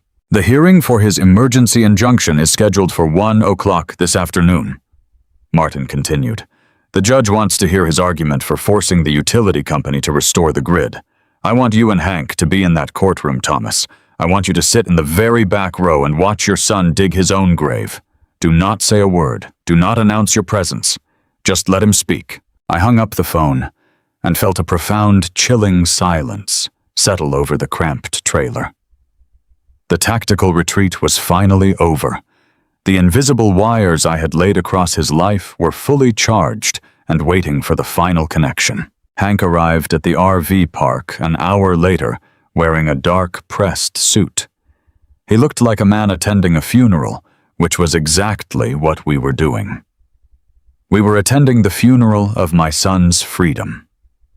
I put on my best pair of clean canvas work pants and a heavy flannel shirt. I did not want to wear a suit. I wanted to walk into that courtroom looking exactly like the blue-collar lineman Derek despised so deeply. I wanted him to eventually realize that a man with dirt on his boots and grease on his hands had completely dismantled his arrogant city life. We drove to the county courthouse in total silence. The heavy stone building loomed over the town square, looking cold and unforgiving. We walked through the metal detectors and navigated the polished marble hallways until we found the assigned civil courtroom. The heavy wooden double doors were propped open. Hank and I slipped inside, moving as quietly as shadows. We took a seat in the very last row of the long wooden pews. The courtroom smelled of lemon polish and old paper. The walls were lined with dark oak panels that absorbed the sound of our footsteps. We blended perfectly into the back of the large room, becoming invisible spectators to the impending disaster. 10 minutes later, Derek walked through the doors. He was wearing a sharp navy blue tailored suit with a silk tie. His hair was perfectly styled. Chloe walked a few steps behind him, carrying a thick leather briefcase. She looked exhausted and severely stressed, her eyes darting nervously around the room. Derek, however, looked completely full of himself. He strutted down the center aisle with the supreme, untouchable confidence of a man who believed the entire world existed simply to serve his needs. He sat down at the plaintiff table and began whispering to an expensive-looking city lawyer he had clearly hired on credit. Derek never once looked over his shoulder. He never noticed his father and his uncle sitting quietly in the shadows. The bailiff called the room to order, and the judge emerged from his private chambers. It was not Judge Roberts, the man who had granted me emergency guardianship of Sammy. This was a different magistrate, a stern, older woman who handled local zoning and property disputes. She adjusted her glasses and looked down at the thick file Derek had submitted. Mr. Thorne, the judge said, her voice echoing clearly through the quiet room. You are asking this court to issue an emergency mandate forcing the county utility department to restore power to a property located on Blue Ridge Summit. The utility inspector noted severe unpermitted commercial electrical modifications that pose an immediate fire hazard. Why exactly should I overrule a county safety expert? Derek stood up from the heavy wooden table. He adjusted his expensive silk tie and offered the judge a smooth, practiced smile. It was the exact same deceptive smile he had used on my front porch 8 months ago when he begged me for a temporary place to stay. Your Honor, this entire situation is a targeted campaign of harassment. Derek began, his voice dripping with theatrical victimhood. My wife and I operate a highly respectable corporate wellness retreat on that property. We bring vital tourism revenue to this county. The electrical modifications were completely safe and handled by professionals. The only reason the power was cut is because my estranged father, Thomas Miller, is a bitter, jealous man. He used to work for the utility company decades ago. He called in a fake anonymous tip to his old union friends just to sabotage my legitimate business. I sat in the back row completely motionless. Hearing my own son stand in a court of law and assassinate my character with such effortless cruelty felt like a physical blow. He lied without a single ounce of hesitation. He painted me as a petty, vindictive old man trying to destroy his success out of pure jealousy. He completely erased the fact that I had emptied my savings to build that cabin. He erased the fact that I had willingly moved into a rusted trailer to save him from supposed bankruptcy. The judge flipped through the papers in her folder. Mr. Thorne, the property in question is registered under a private entity. What gives you the legal authority to operate a commercial business and authorize heavy structural modifications on this land? Derek did not flinch. He reached into the leather briefcase Chloe handed him and pulled out a crisp, clean copy of the forged document. I am the sole authorized tenant, Your Honor, Derek stated, projecting his voice so everyone in the gallery could hear his absolute confidence. I hold a 10-year ironclad residential and commercial lease. It grants me $0 rent and absolute discretionary rights to modify the structure to suit my business needs. The lease was signed and authorized by my father, Thomas Miller, the owner of the property. He signed it willingly 8 months ago before his mental state began to deteriorate. I submitted a certified copy of that lease with my complaint. The judge looked down at the document. She adjusted her glasses, reading the terms and studying the signature at the bottom of the page. You are stating for the official court record under penalty of perjury that this lease is a genuine legally binding contract signed by the authorized owner of the property. I am, Your Honor, Derek replied, without a single second of hesitation. That is his signature. He gave me this property.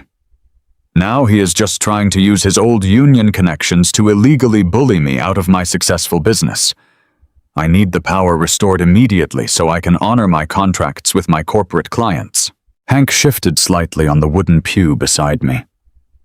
I heard him let out a low, slow breath of pure disbelief. We were watching a man eagerly lock the door to his own prison cell. Derek was standing in front of a magistrate actively committing perjury to protect a fake lease that he had used to secure a fraudulent commercial bank loan. He believed his lies were a masterful shield. He had absolutely no idea that the signature he was defending was legally meaningless. He did not know that Thomas Miller had no legal authority to sign away property owned by a blind corporate trust. I sat in the shadows, absorbing the full, horrifying reality of the son I had raised. There was no redemption left for him. There was no hidden goodness buried beneath the tailored suits and the arrogant speeches. He was a complete void. He was willing to destroy my reputation, steal my life savings, defraud a major financial institution, and torture his own young son just to maintain the illusion of absolute wealth. The judge nodded slowly, making a final notation on her legal pad. She did not grant the injunction immediately. The wheels of the justice system turn at their own deliberate pace. She stated that she would review the utility codes and the submitted lease before issuing a formal ruling by the end of the week. Derek looked frustrated by the delay, but he confidently shook his lawyer's hand, clearly believing he had won the war. He packed his forged documents back into the expensive leather briefcase and strutted out of the courtroom with Chloe trailing anxiously behind him. They walked right past the back row. Derek's gaze swept over the gallery, but his eyes simply slid right past me. He was so incredibly consumed by his own arrogance that he did not even recognize his own father sitting 10 feet away in the shadows. Hank and I remained sitting in the quiet, empty courtroom, long after the heavy oak doors swung shut. The trap was now permanently set. The forged lease was officially entered into the public record as an active piece of judicial evidence. Derek had taken the bait and swallowed the hook completely. The legal ambush was perfectly primed and waiting for the final devastating trigger. I stood up from the wooden pew, feeling the stiffness in my knees. I looked toward the front of the empty courtroom, feeling a profound, heavy sense of finality. I was no longer a grieving father trying to understand his ungrateful son. I was the silent guardian of a 7-year-old boy freezing in a tool shed. I had the emergency guardianship papers burning a hole in my pocket. I had the power of the federal banking laws waiting to crush my son's finances. I was going to bring a massive, unstoppable avalanche down upon the mountain, and I was going to wipe Derek's entire stolen empire clean off the map. 7 days can feel like a fleeting shadow, or a grueling, agonizing eternity. For me, it was a slow, burning fuse attached to a massive powder keg. I spent that entire week sitting inside my rusted aluminum trailer, finalizing every single piece of paperwork with Martin and Hank. We coordinated the exact timing of our strike with the meticulous precision of a demolition crew. Up on the mountain, my son was in a state of absolute blind panic. His $50,000 blackout had triggered a financial avalanche he could not outrun. To stave off his furious creditors and the looming threat of bank default, he had scrambled to organize a massive makeup event.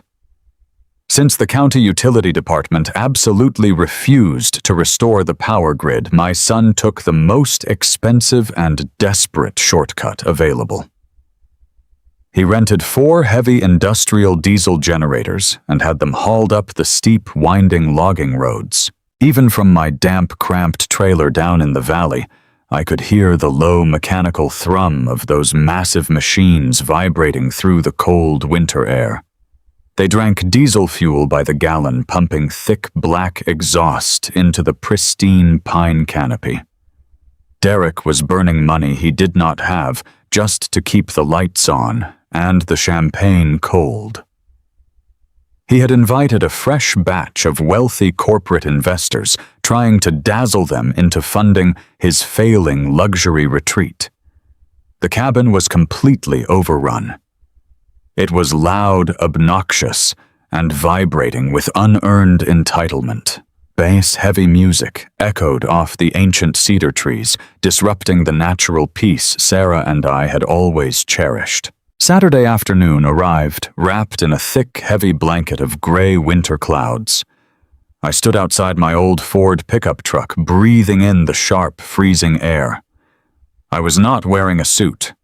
I wore my heavy canvas work pants, my scuffed leather boots, and the thick insulated jacket I had worn for decades on the power lines. I wanted my son to see exactly who was bringing his empire to the ground. Hank pulled up a few minutes later, parking his sensible sedan next to my truck. He gave me a single firm nod. We did not need words. We knew the absolute gravity of what we were about to execute. We drove to the county sheriff's substation just outside the city limits. We did not walk in blindly. Martin, our ruthless real estate attorney, had arranged this highly coordinated rendezvous. Waiting for us in the gravel parking lot was the exact same young deputy who had stood on my porch a week prior. Only today, he was not alone, and he was no longer acting as a simple patrolman. He was accompanied by his supervising captain. The young deputy looked incredibly grim, his jaw set tight with the sickening realization of how deeply he had been manipulated by my son. Standing next to the marked police cruisers was a severe-looking man in a tailored gray suit holding a heavy leather briefcase. This was Mr. Caldwell, the senior fraud investigator for the commercial bank that had issued Derek his $300,000 loan. Beside him stood a stern but compassionate woman named Brenda. She was the senior field agent for Child Protective Services, holding the sealed emergency guardianship order Judge Roberts had signed. Our convoy formed a silent, terrifying line of justice. My battered Ford truck took the lead, followed by Hank, then the two marked police cruisers, and finally the sleek black sedans of the bank representative and the state agent. We drove up the winding mountain switchbacks, the heavy tires biting into the wet asphalt. I gripped the steering wheel, feeling the steady, powerful rhythm of the diesel engine beneath me. I thought about Sammy freezing in that dark tool shed, while his father poured expensive liquor for strangers. That agonizing image fueled the fire in my chest, keeping my hands steady and my resolve absolutely unbreakable. We reached the property line just as the early evening shadows began to stretch across the mountain. Derek had left the massive wrought iron security gates wide open to welcome his wealthy guests. I did not slow down. I pressed my heavy boot onto the accelerator and drove my rusted pickup truck straight through the grand entrance. The tires crushed the pristine white landscaping gravel, scattering it across the manicured lawn. I parked directly in the center of the circular driveway, completely blocking in a row of imported luxury sports cars. The police cruisers pulled in right behind me, their tires crunching loudly. They did not activate their sirens or their flashing lights. The sheer imposing presence of the marked vehicles was devastating enough. The scene on the wraparound deck was exactly as I had pictured it. Dozens of people in expensive winter coats were holding crystal glasses, laughing loudly over the heavy thumping music. Waiters in crisp white aprons carried silver trays of hors d'oeuvres through the crowd. The massive rented diesel generators roared from the side yard, pumping temporary artificial life into my stolen home. When my beat-up truck slammed into park, the music suddenly felt entirely out of place. The wealthy guests stopped laughing. They lowered their glasses and stared at the bizarre convoy that had just invaded their exclusive mountain retreat. A heavy, uncomfortable silence began to spread across the deck, slicing through the manufactured luxury. The heavy oak front door swung open, and Derek stormed out onto the porch. He was wearing a plush designer sweater and holding a half-empty glass of expensive bourbon. His face flushed scarlet with immediate, furious indignation when he saw my truck. He thought I was just a desperate old man coming back to beg or cause a pathetic scene. He did not immediately notice the bank investigator or the Child Protective Services agent stepping out of their vehicles in the fading light. He only saw the blue-collar father he despised. Chloe rushed out right behind him, clutching a ridiculously expensive handbag, her eyes darting nervously toward the marked police cruisers. She possessed enough basic survival instinct to realize that two police cars do not show up to a luxury rental property just to issue a simple noise complaint. Stepping out beside them was a slick, aggressive-looking man in a sharp charcoal suit. This was Derek's expensive city lawyer, a man hired on borrowed money to weave legal fantasies and intimidate anyone who questioned my son's authority. Derek marched to the edge of the wooden deck, looking down at me with absolute sneering contempt. He raised his glass of bourbon, gesturing dismissively toward my truck. "I cannot believe the sheer pathetic audacity you have to show up here again," he shouted, his voice echoing over the roar of the diesel generators. The wealthy guests murmured among themselves, watching the spectacle unfold like some kind of cheap theatrical drama. Derek loved an audience. He thrived on the attention, believing it made him look powerful and in control. I stepped out of my truck, planting my heavy work boots firmly onto the gravel. I did not say a single word. I just stood there, tall and unmoving, staring directly into the eyes of the boy I had raised. Hank stepped out of his car and stood shoulder to shoulder with me. His expression hardened into cold, impenetrable granite. Derek turned his attention to the young deputy, who was now walking up the driveway with his hand resting cautiously on his duty belt. "Officer, I specifically told you this man is mentally unstable and dangerous," Derek yelled, pointing a perfectly manicured finger directly at my chest. "I have a massive corporate event happening right now, and this estranged lunatic is trespassing on my private commercial property. I want him arrested immediately. I want him handcuffed and removed from my sight before he ruins my business." The slick city lawyer stepped forward to the railing, puffing out his chest with practiced legal arrogance. "Deputies, my client holds absolute, undisputed legal tenancy over this entire estate," he announced, his voice projecting loudly for the benefit of the paying guests. "We have already filed formal complaints regarding this individual's continuous harassment. If you do not remove him from the premises right now, we will be forced to file a civil rights lawsuit against your department for failing to protect a legitimate business owner from a known violent threat." Derek set his bourbon glass down on a patio table and reached into his jacket pocket. He pulled out a folded stack of heavy legal paper. It was the forged 10-year lease. But this time it was different. The front page bore the bright red official ink stamp of the county civil court. He had formally entered it into the public judicial record just as Martin had predicted. He waved the stamped document in the freezing air, waving his own ultimate destruction like a victory flag. "I have the court-stamped documentation right here," Derek bragged, his voice dripping with venomous triumph. "A sitting county judge has already reviewed my legal standing. My father willingly signed away his rights to this cabin 8 months ago. I hold the absolute legal authority to operate my business here.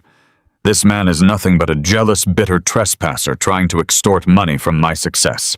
Arrest him. Arrest him right now, or I promise you I will have your badge by tomorrow morning."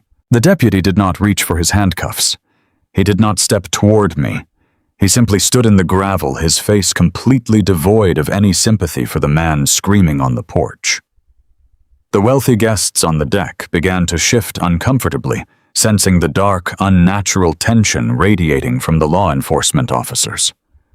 They realized that the police were not looking at me like a criminal. They were looking at Derek like a trapped animal.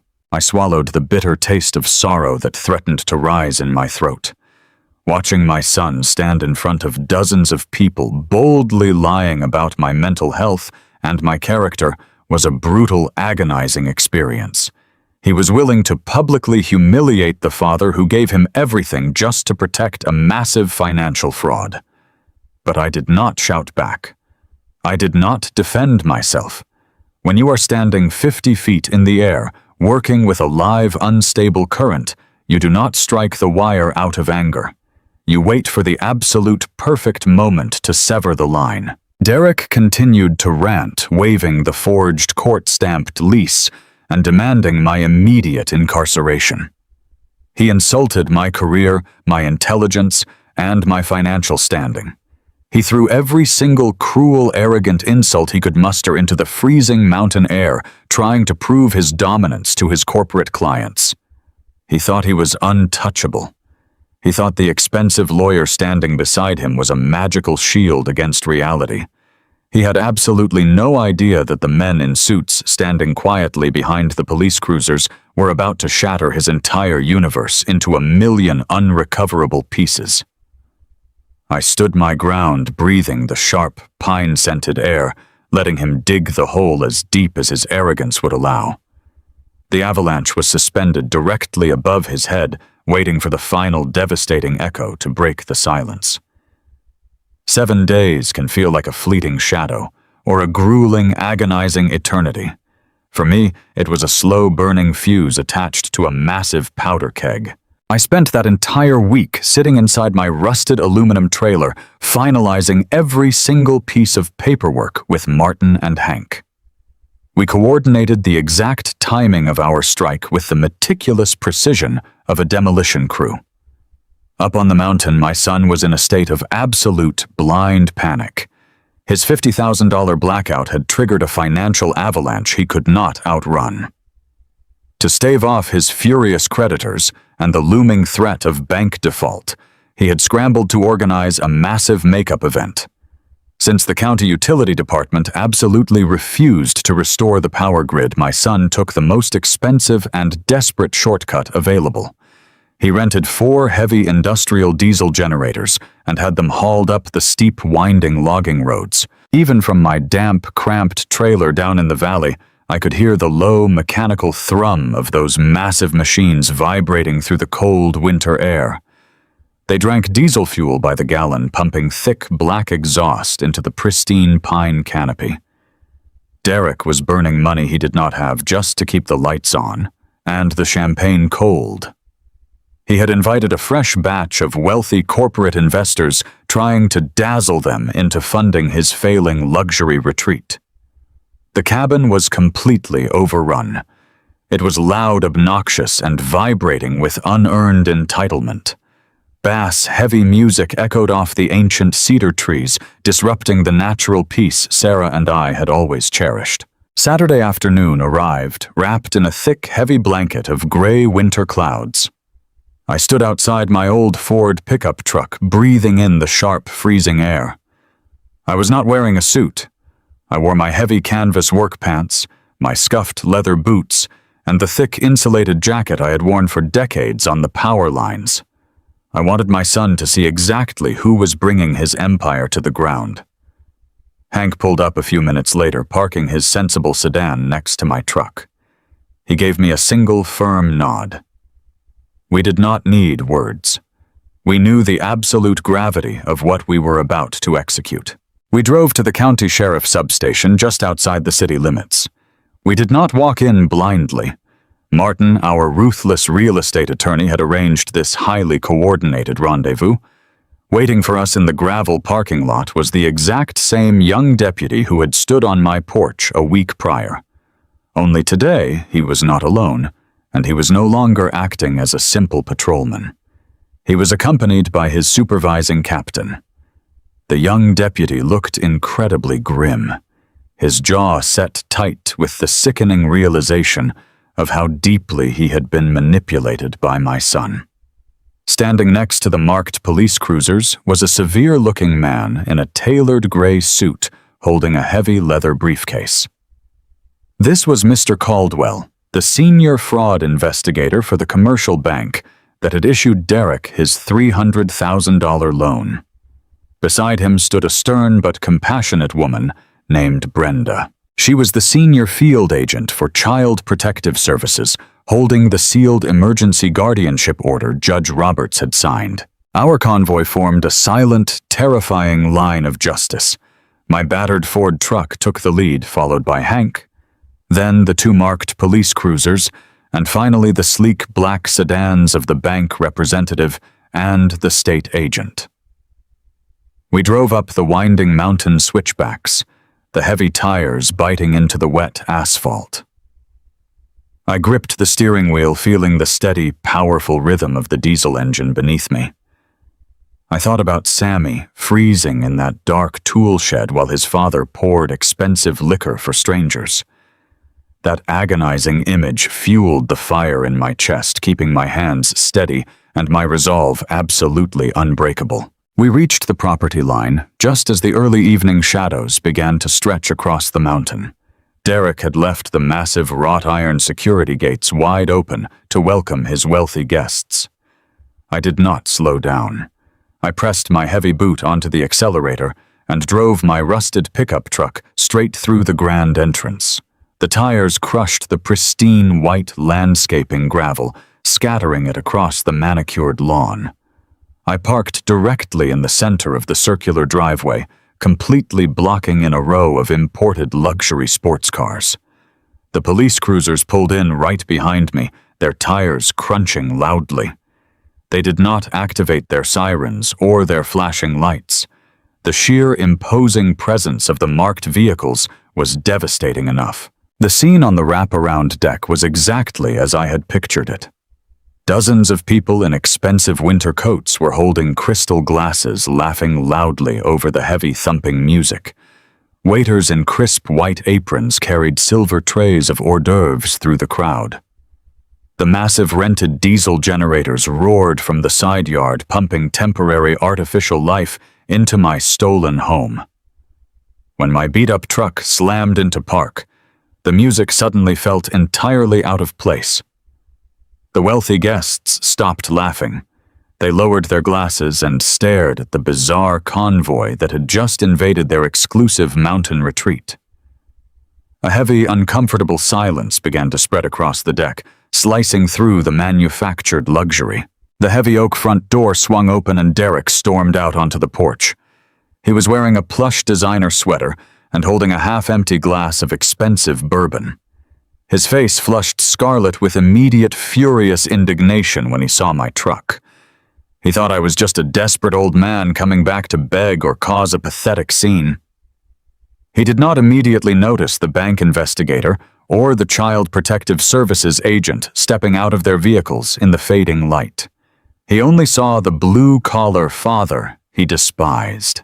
Chloe rushed out right behind him, clutching a ridiculously expensive handbag, her eyes darting nervously toward the marked police cruisers. She possessed enough basic survival instinct to realize that 2 police cars do not show up to a luxury rental property just to issue a simple noise complaint. Stepping out beside them was a slick, aggressive-looking man in a sharp charcoal suit. This was Derek's expensive city lawyer, a man hired on borrowed money to weave legal fantasies and intimidate anyone who questioned my son's authority.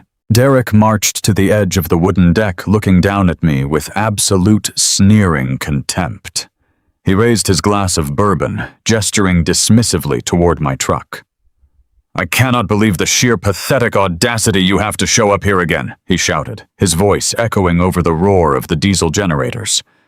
The wealthy guests murmured among themselves, watching the spectacle unfold like some kind of cheap theatrical drama. Derek loved an audience. He thrived on the attention, believing it made him look powerful and in control. I stepped out of my truck, planting my heavy work boots firmly onto the gravel. I did not say a single word. I just stood there tall and unmoving, staring directly into the eyes of the boy I had raised. Hank stepped out of his car and stood shoulder to shoulder with me, his expression hardened into cold, impenetrable granite. Derek turned his attention to the young deputy, who was now walking up the driveway, with his hand resting cautiously on his duty belt. "Officer, I specifically told you this man is mentally unstable and dangerous," Derek yelled, pointing a perfectly manicured finger directly at my chest. "I have a massive corporate event happening right now, and this estranged lunatic is trespassing on my private commercial property. I want him arrested immediately. I want him handcuffed and removed from my sight before he ruins my business." The slick city lawyer stepped forward to the railing, puffing out his chest with practiced legal arrogance. "Deputies, my client holds absolute undisputed legal tenancy over this entire estate," he announced, his voice projecting loudly for the benefit of the paying guests. "We have already filed formal complaints regarding this individual's continuous harassment. If you do not remove him from the premises right now, we will be forced to file a civil rights lawsuit against your department for failing to protect a legitimate business owner from a known violent threat." Derek set his bourbon glass down on a patio table and reached into his jacket pocket. He pulled out a folded stack of heavy legal paper. It was the forged 10-year lease. But this time it was different. The front page bore the bright red official ink stamp of the county civil court. He had formally entered it into the public judicial record, just as Martin had predicted. He waved the stamped document in the freezing air, waving his own ultimate destruction like a victory flag. "I have the court-stamped documentation right here," Derek bragged, his voice dripping with venomous triumph. A sitting county judge has already reviewed my legal standing. My father willingly signed away his rights to this cabin 8 months ago. I hold the absolute legal authority to operate my business here. This man is nothing but a jealous, bitter trespasser trying to extort money from my success. Arrest him. Arrest him right now, or I promise you I will have your badge by tomorrow morning." The deputy did not reach for his handcuffs. He did not step toward me. He simply stood in the gravel, his face completely devoid of any sympathy for the man screaming on the porch. The wealthy guests on the deck began to shift uncomfortably, sensing the dark, unnatural tension radiating from the law enforcement officers. They realized that the police were not looking at me like a criminal. They were looking at Derek like a trapped animal. I swallowed the bitter taste of sorrow that threatened to rise in my throat.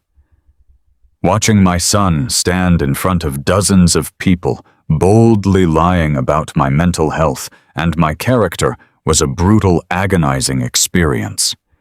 He was willing to publicly humiliate the father who gave him everything just to protect a massive financial fraud. But I did not shout back. I did not defend myself. When you are standing 50 feet in the air, working with a live, unstable current, you do not strike the wire out of anger. You wait for the absolute perfect moment to sever the line. Derek continued to rant, waving the forged court-stamped lease and demanding my immediate incarceration. He insulted my career, my intelligence, and my financial standing.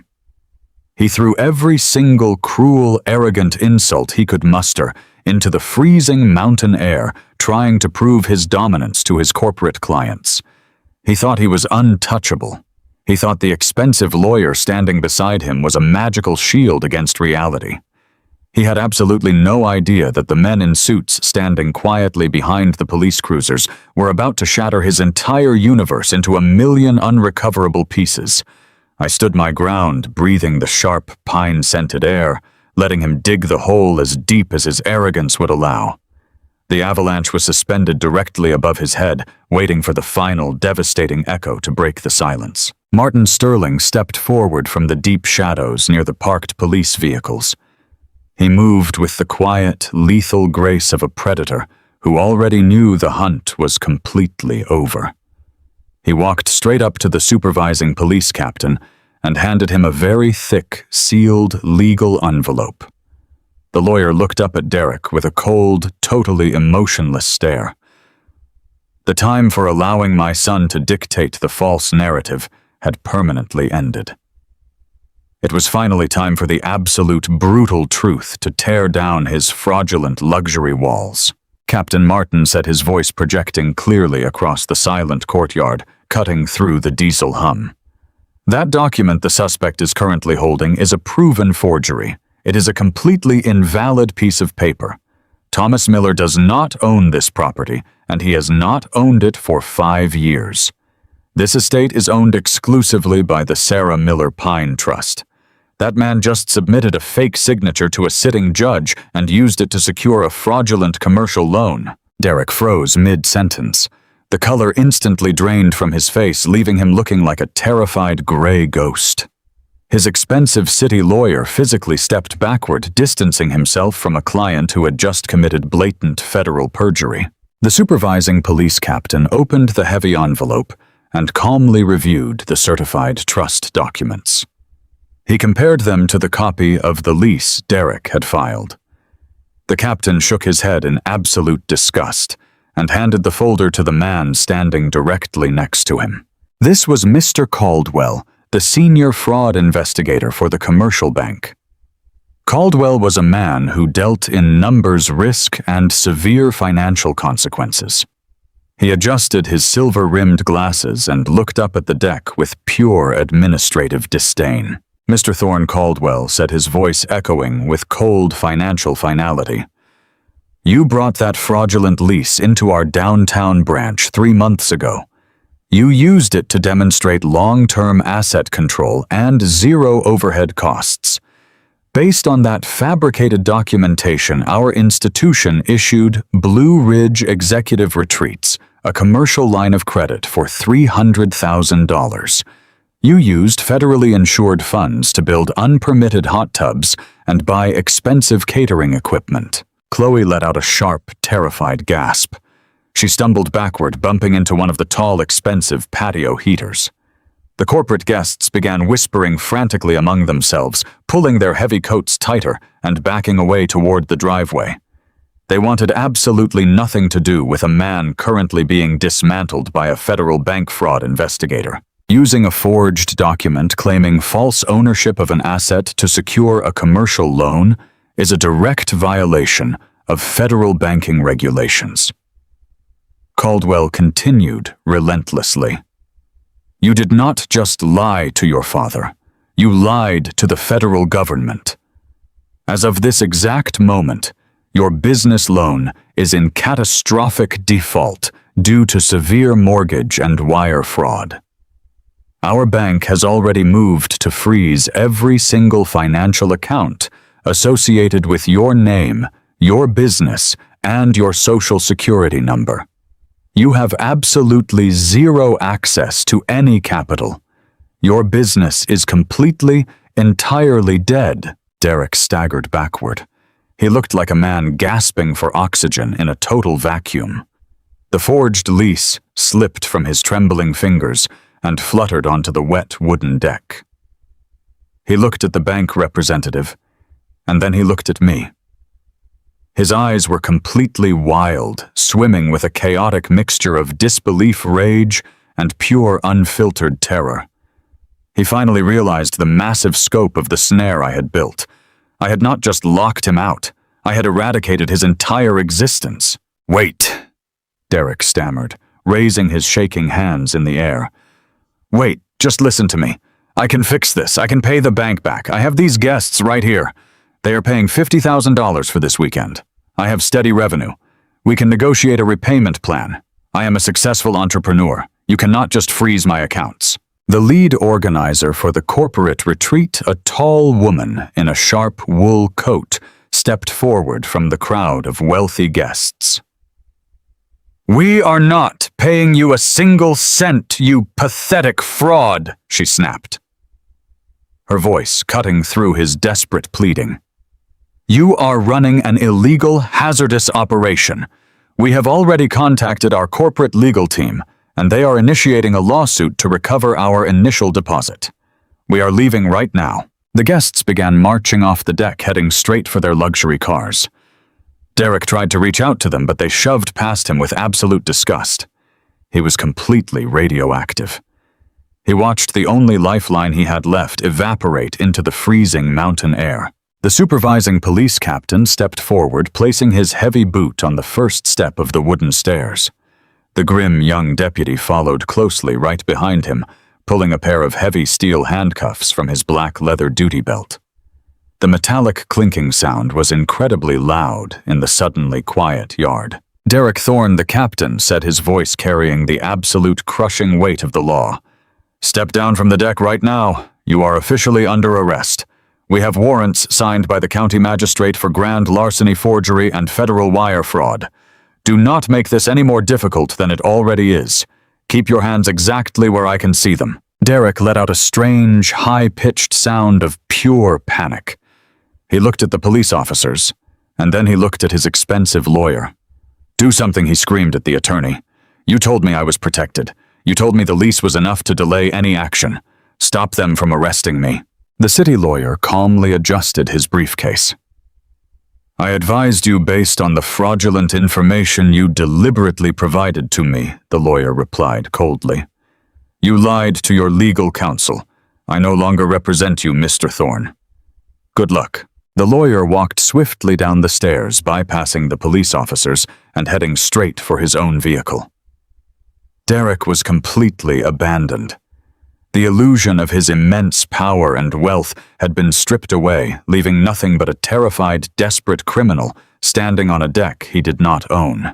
The young deputy grabbed Derek by the shoulder and spun him around, pressing him hard against the wooden railing. Derek gasped as the cold steel handcuffs snapped violently around his wrists, locking his arms tightly behind his back. The absolute finality of the metal clicking shut echoed through the freezing air. "No," Derek sobbed, struggling weakly against the deputy's firm grip. "You cannot do this. Dad, tell them to stop. Tell them it was just a misunderstanding. I am your son. You cannot let them take me to jail. Please, Dad." I stood in the gravel driveway, keeping my posture completely rigid. I did not feel a single ounce of pity. I looked at the man weeping on the deck, and I did not see my son. I saw the monster who had locked a 7-year-old boy in a freezing, uninsulated shed. I saw the arrogant thief who had treated my life savings like disposable garbage. I did not answer him. I just stared at him with cold, absolute indifference. Suddenly, a loud, piercing scream shattered the air. Chloe scrambled away from the railing, her face twisted into a mask of pure, selfish panic. She pointed a manicured finger directly at her handcuffed husband, throwing him to the wolves without a single second of hesitation. "It was all his idea!" she shrieked, her voice echoing off the pine trees. "I had absolutely nothing to do with this." He forged the signature. He came up with the plan to steal the cabin. He forced me to go along with it. I am innocent. You cannot arrest me. I am a victim of his manipulation. Derek turned his head, staring at his wife in absolute stunned betrayal. "Chloe, you cannot do this," he whispered, his voice breaking. "We are in this together." "I am not going to federal prison for you, Derek," she screamed, backing further away from the police. "Tell them I had nothing to do with the bank loan. Tell them." "Mr. Caldwell." The bank investigator stepped forward again, holding up a separate stack of financial documents. He adjusted his glasses and looked at Chloe with absolute bureaucratic disdain. "That is an incredibly fascinating defense," Mrs. Thorne Caldwell said dryly. "Unfortunately, it is completely contradicted by the physical evidence. When your husband applied for the $300,000 commercial line of credit, the underwriting department required a secondary guarantor due to his recent claims of financial hardship." Caldwell pulled a specific page from the stack and held it up in the fading light. "Your signature is completely legible on the bottom of the master loan agreement. You signed the federal documents as the official TO guarantor of the business loan. You actively participated in the fraudulent financial transaction. Ignorance is absolutely not a valid legal defense when your name is inked on a federal bank contract." Chloe's mouth opened and closed, but she could not form a single coherent word. The color completely washed out of her face. She looked down at her expensive designer clothes and then at the marked police cruisers waiting in the driveway. The reality of her immense greed finally caught up with her. She had willingly signed her name to a massive financial fraud because she wanted the luxury lifestyle without putting in the actual honest work. The supervising captain gestured to the second police cruiser. A female deputy stepped out and walked quickly up the wooden stairs.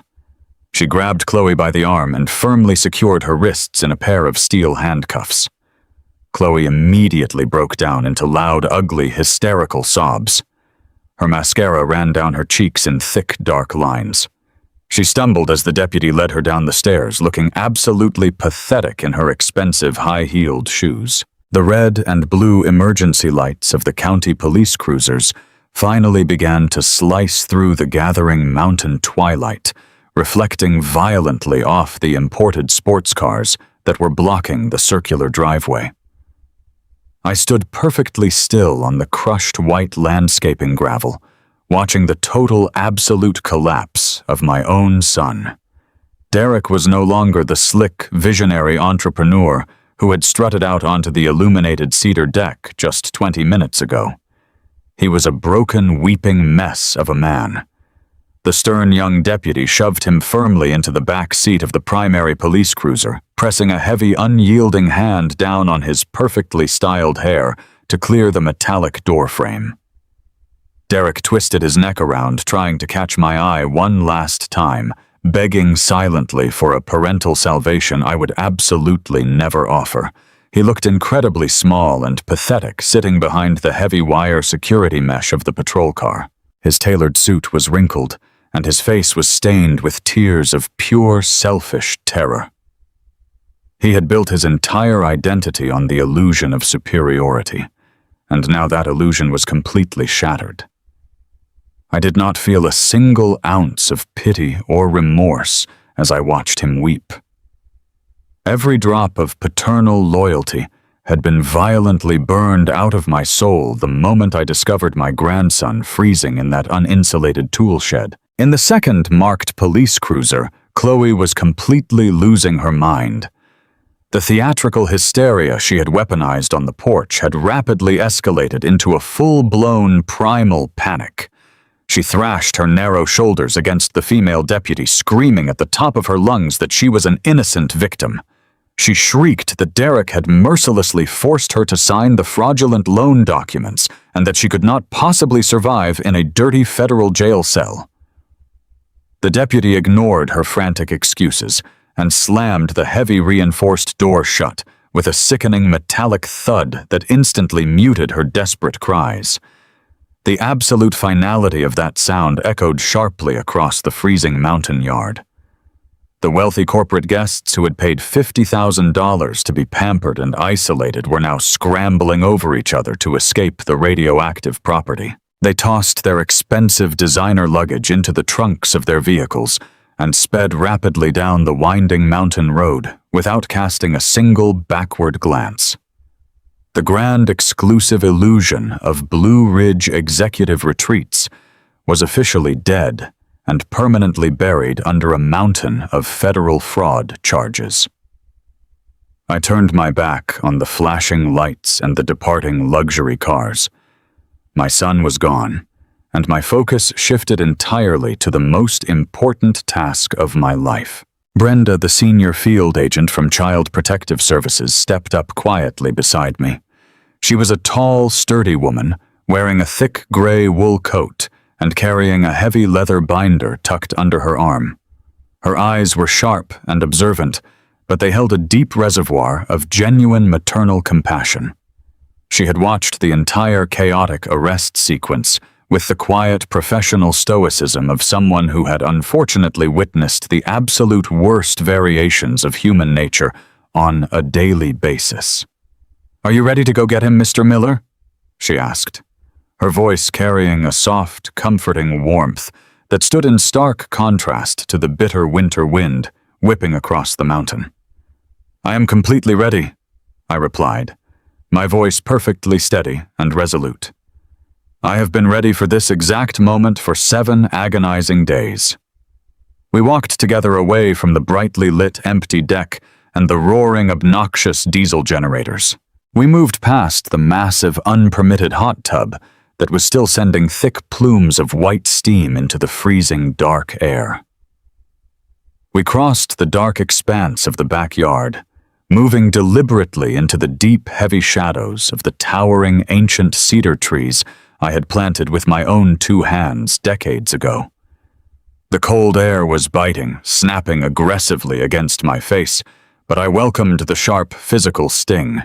It grounded me entirely in the harsh reality of what I was about to execute. The rough-framed wooden tool shed sat exactly where I had left it, at the far, neglected edge of the property line. It looked incredibly fragile and pathetic in the heavy darkness, serving as a flimsy, inadequate box of cheap plywood and corrugated tin that offered absolutely zero protection from the brutal mountain winter elements. Brenda stopped a few feet away from the structure, pulling a high-powered tactical flashlight from her deep coat pocket. She clicked the heavy button, letting the bright white beam sweep slowly over the cheap combination lock that hung entirely uselessly from the broken metal hasp. I stepped forward and gripped the freezing metal handle. My heart hammered against my ribs with a frantic, desperate rhythm.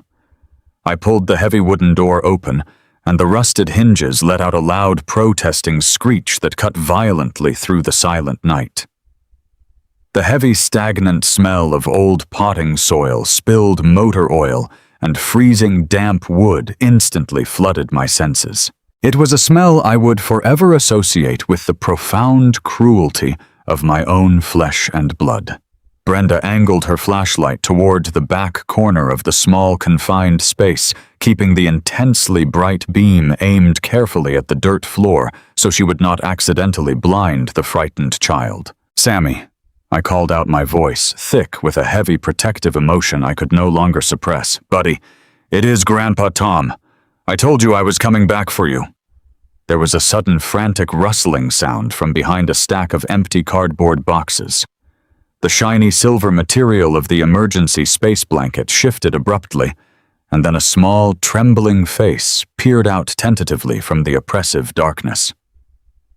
Sammy was still wearing the heavy canvas work jacket I had wrapped tightly around him a week ago. The thick, insulated coat completely swallowed his fragile, tiny frame, acting as a necessary physical cocoon against the terrible freezing drafts. His eyes were wide and intensely fearful, taking in the bright flashlight beam and the imposing silhouette of the unknown woman standing right beside me. I dropped heavily to my knees on the freezing dirt floor and opened my arms wide. Sammy did not hesitate for a single fractional second. He scrambled desperately out from behind the cardboard boxes, dropping the silver foil blanket completely, and launched his small body directly into my chest. He hit me with surprising physical force, burying his freezing face deeply into the warm collar of my flannel shirt. He wrapped his small, thin arms tightly around my neck, gripping my jacket with a desperate, frantic strength. He was shaking violently, but this time it was not merely from the freezing ambient temperature. He was sobbing uncontrollably, finally releasing days of accumulated terror, severe neglect, and profound emotional abandonment. "You really came back, Grandpa?" he cried, his raspy voice heavily muffled against my shoulder. "You really came back for me." I wrapped my large, calloused hands securely around his back, pulling him fiercely against me to transfer every single ounce of my body heat. I pressed my cheek against his cold, damp hair, and let my own tears fall freely and unapologetically into the darkness of the shed. "I promised you I would, buddy," I whispered fiercely into his ear. "I promised you on my actual life, and I will never ever break a promise to you. You are completely safe now. It is entirely over."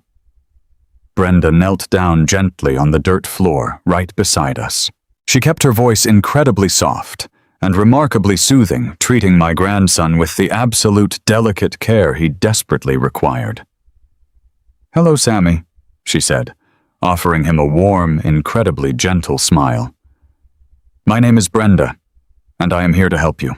Your grandfather showed the judge some pictures of this very shed, and the judge was incredibly angry that you were sleeping out here in the cold," Brenda explained slowly. "The judge signed a very special, important paper that says you get to go home with your grandfather right now tonight. You never have to sleep in this dark place ever again." Sammy slowly pulled his tear-stained face away from my shoulder and looked carefully at Brenda. He sniffled loudly, wiping his running nose on the oversized canvas sleeve of my heavy work jacket. "Are my dad and Chloe going to be really mad at me?"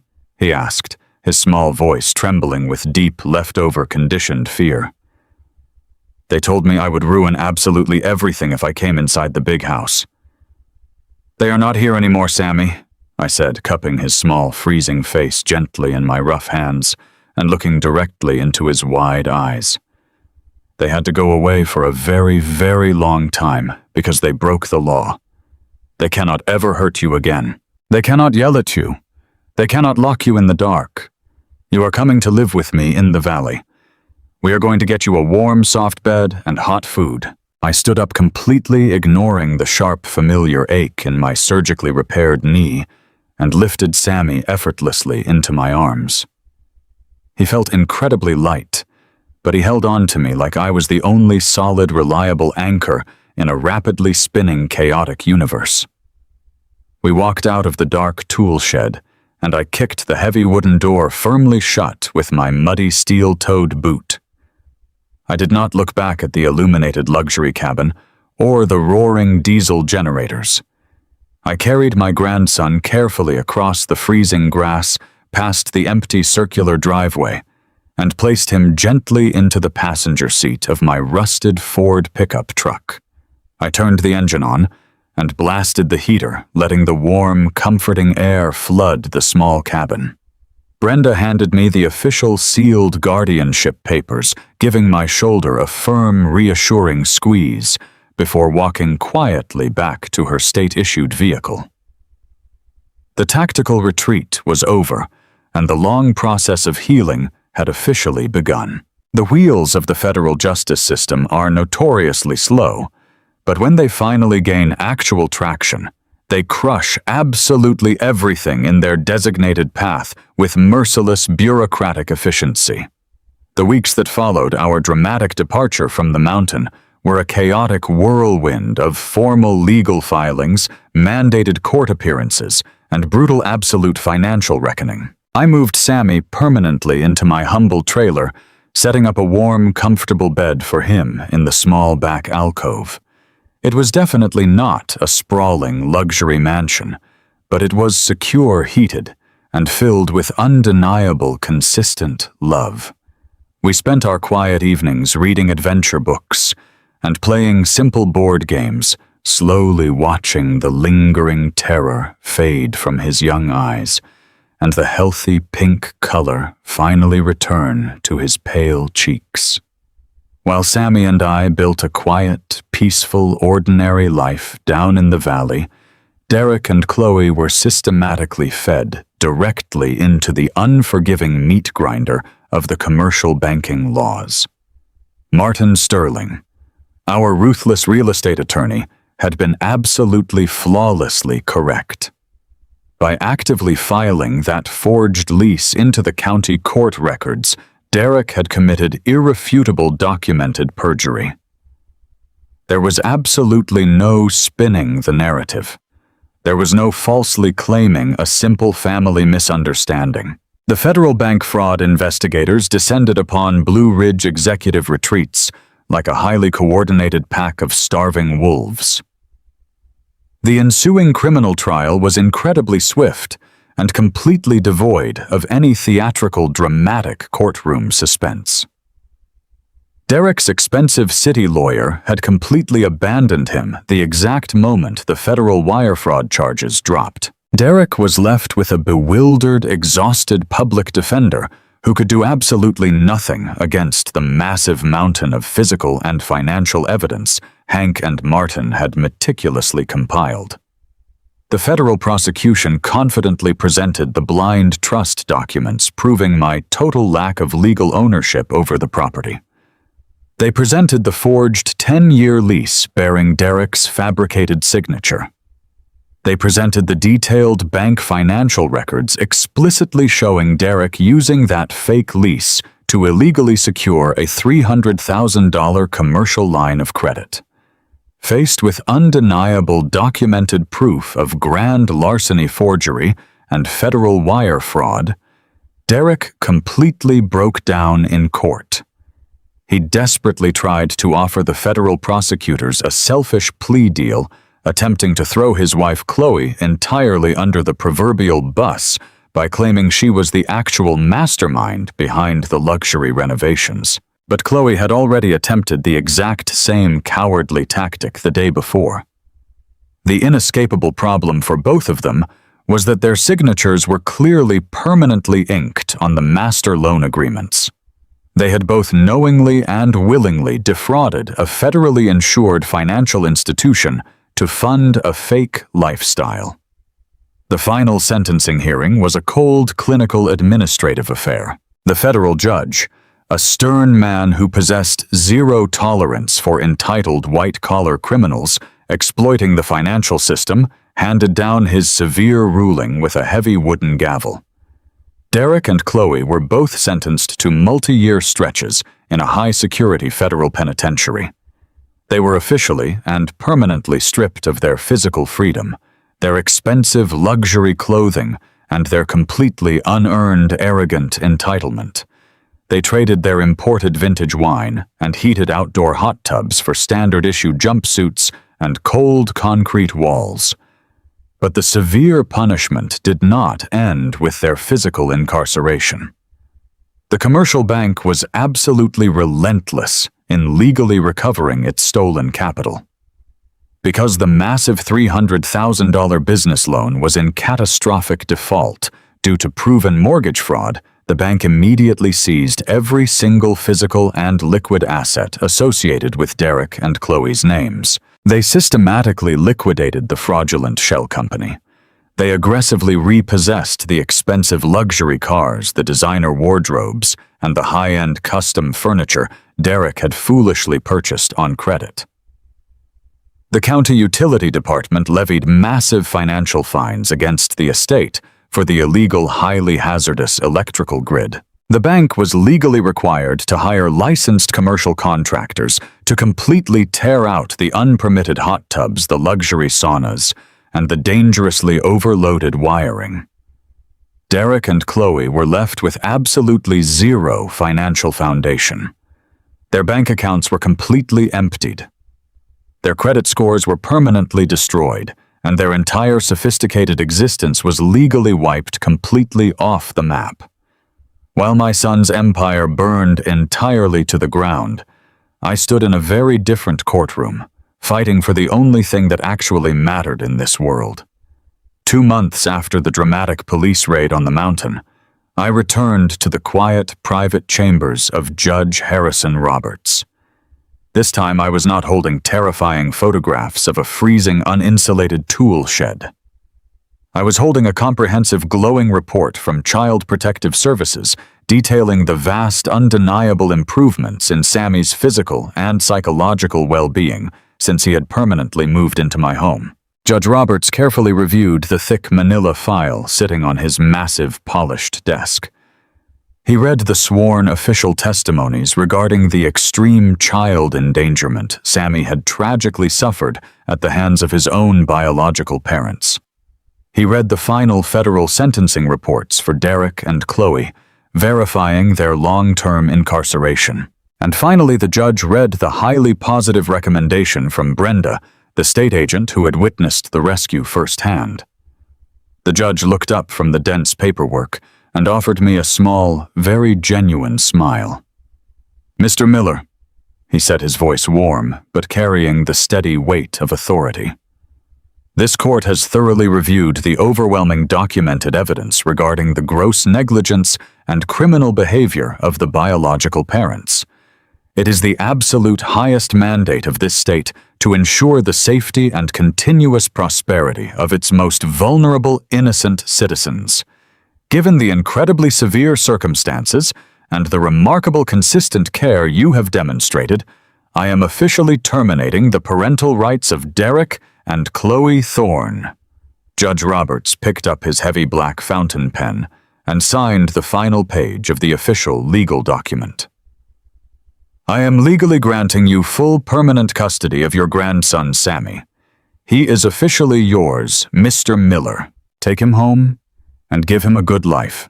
I walked out of the county courthouse, holding the permanent custody order tightly in my trembling hands.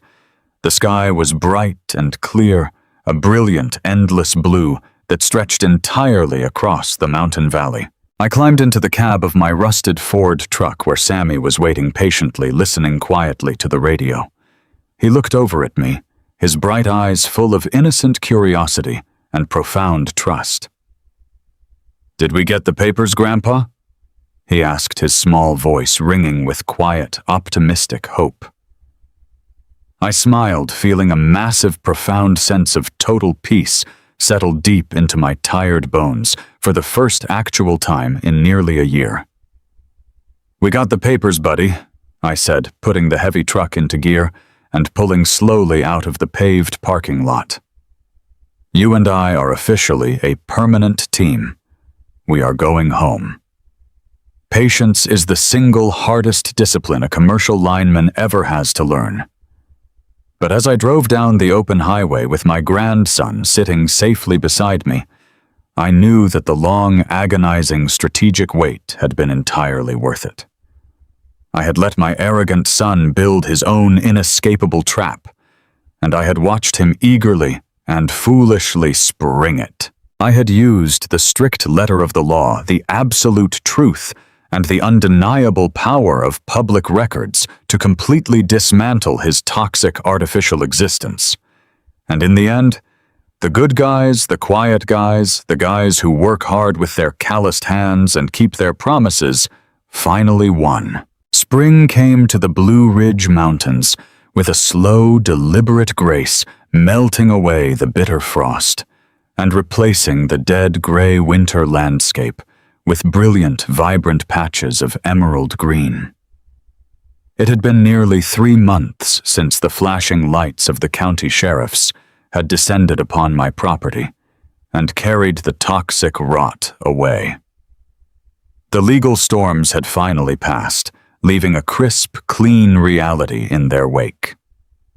The federal courts had seized every remaining asset my son possessed, and the commercial bank had hired a private professional crew to haul off the most dangerous unpermitted electrical modifications.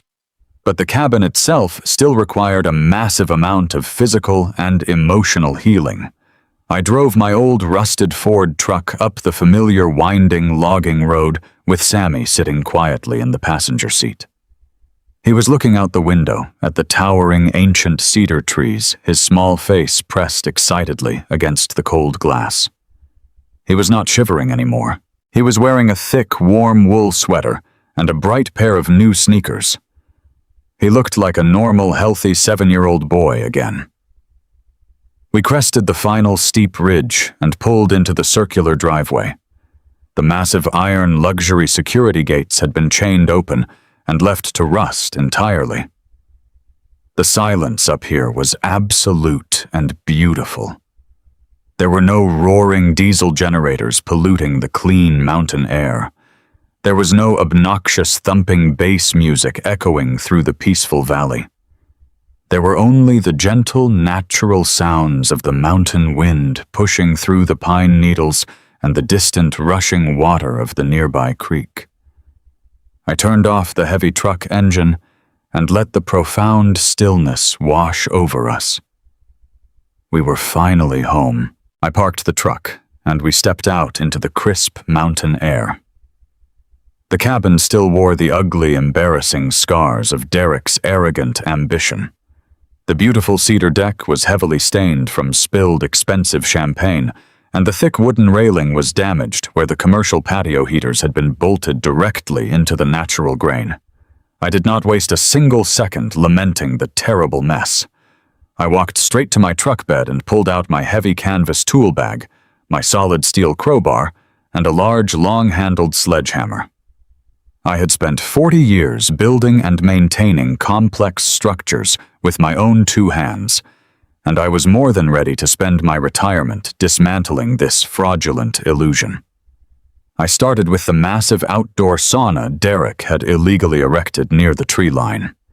I took the heavy sledgehammer and swung it with every ounce of physical strength I had left in my old, tired shoulders. The cheap, imported wood splintered and cracked loudly under the heavy iron head.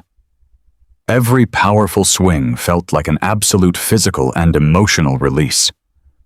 I was smashing the greed, the profound entitlement, and the pure toxic vanity that had almost destroyed my family entirely.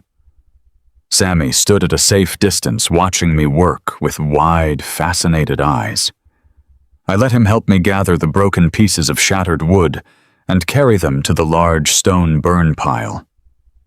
We worked side by side in the warm afternoon sun, slowly, meticulously stripping away the garish luxury additions. I ripped the heavy industrial string lights down from the roofline, coiling the thick black wires and tossing them directly into the rusted metal dumpster. I tore up the synthetic composite decking material they had laid over my beautiful natural cedar planks. I unbolted the massive commercial junction boxes and ripped the illegal conduit straight out of the exterior walls. It took us nearly a month of steady, grueling physical labor to completely erase the foul stain of Blue Ridge executive retreats. My back ached constantly, and my surgically repaired knee throbbed with a dull, heavy rhythm, but it was a good, honest pain.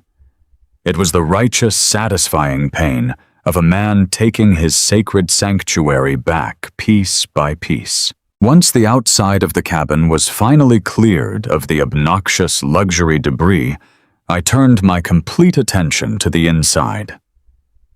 The interior had been completely sterilized by Chloe. She had aggressively removed all the warm, rustic charm Sarah and I had carefully cultivated and replaced it with cold, minimalist modern furniture that looked exactly like a sterile corporate waiting room. I rented a heavy-duty moving truck and hauled all of their expensive, ridiculous velvet couches and fragile glass tables straight down the mountain to a local charity donation center. I brought back comfortable, overstuffed armchairs, thick woven woolen rugs, and solid, heavy oak tables. I wanted the cabin to smell like real wood and home-cooked meals again, not high-end perfume and catered artificial food. But the absolute most important project in the entire house was the master bedroom. Derek and Chloe had slept in that massive, heated, luxurious room, while they maliciously forced my young grandson to sleep on a piece of scrap insulation in the freezing dark. I decided instantly that Sammy was taking the master suite. I ripped out their expensive, heavy designer curtains and threw their lavish imported mattress directly into the trash pile. I drove down into the city and bought Sammy a massive, sturdy wooden bunk bed with a cool study desk built underneath it. We spent an entire weekend painting the tall walls a bright, cheerful shade of ocean blue. I let him pick out huge, colorful posters of fighter airplanes and comic book superheroes to hang on the fresh paint. We installed heavy wooden shelves and filled them with brand new adventure books, plastic action figures, and colorful building blocks. The very first night he slept in that restored room, I stood quietly in the wooden doorway, just watching him breathe. He was completely buried under a massive, soft mountain of thick, warm blankets, holding a small, brown, stuffed bear I had won for him at the county fair. His face was entirely relaxed and free of any lingering night terrors. He was completely safe. He was thoroughly warm. He belonged exactly where he was. The miserable tool shed out back was completely empty now, and I planned to tear it down with the tractor before the summer ended. Every morning, Sammy and I wake up as the bright sun breaks over the eastern ridge. I make a large pot of strong black coffee and cook a heavy breakfast of scrambled eggs and crispy bacon. We sit at the solid oak kitchen table, eating and talking about our simple plans for the day. Sammy loves to help me out in the yard. He carries a small plastic bucket and collects pine cones while I chop firewood for the evening. The intense, lingering fear that used to cloud his young eyes has completely evaporated. He no longer flinches when a door closes too loudly. He no longer shrinks away and hides when a stranger drives up the mountain road. He runs and laughs and plays in the dirt, getting his new clothes completely muddy, and I absolutely love it. I teach him how to use simple tools, how to measure twice and cut once, and how to respect the physical labor that goes into maintaining a home. I want him to understand that true lasting value comes from what you build with your own hands, not what you can steal or borrow from someone else. I want to raise him to be strong, capable, and deeply kind. I will not make the same exact mistakes I made with his father. I will not shield him from the necessary struggles that build actual strong character. I spend the vast majority of my quiet evenings now sitting out on the restored back patio. I built a massive, heavy stone fire pit exactly where the ugly commercial hot tub used to sit. I sit back and watch the bright orange flames dance and crackle, sending tiny, glowing red embers floating up into the dark, vast night sky. The mountain is completely at peace, and for the first time in a very long time, my battered old heart is too. I sit in my heavy wooden rocking chair, listening to the quiet, rhythmic breathing of the ancient pine forest, and I think deeply about the profound, incredibly painful lessons this past year has forced me to learn. When you hold your newborn child in your rough hands, you make a silent, internal promise to protect them from the harsh, cruel realities of the world. You promise to build a strong, resilient foundation for them to stand on. Sarah and I worked our fingers to the absolute bone, trying to give Derek everything we never had. We gave him financial security, a clean, safe home, and the unburdened freedom to pursue his higher education. But somewhere along that well-intentioned line, that protective love morphed into something highly toxic. We shielded him so completely from the difficult struggle of honest hard work that he never learned the actual physical value of a single dollar. He grew up falsely believing that wealth was simply a status you loudly demanded, not a difficult reward you earned through actual sweat and sacrifice. He looked at the world with a sickening sense of unearned entitlement. He genuinely believed that the rules did not apply to him because he was somehow smarter and much more deserving than the blue-collar working people who actually built the electrical infrastructure he selfishly took for granted. The illusion of easy money is a terrifying, highly addictive narcotic. It completely poisoned my son's mind. It convinced him that he could confidently forge legal documents, casually defraud a major federal bank, and mercilessly torture his own flesh and blood just to maintain a hollow plastic facade of success. He traded his actual human soul for a luxury hot tub and a few empty corporate compliments. I used to firmly believe that a father's ultimate job was to provide endlessly and forgive unconditionally. I thought true parental love meant constantly, silently bailing your children out of the terrible messes they created. But sitting here in the quiet, comforting glow of the fire, I have realized a much darker, much harder universal truth. Sometimes the absolute deepest, most profound act of love a father can perform is stepping completely out of the way and letting the heavy, unforgiving hammer of justice fall directly onto his own kin. I had to completely stop protecting the monster Derek had chosen to become in order to save the innocent, precious boy he had casually discarded.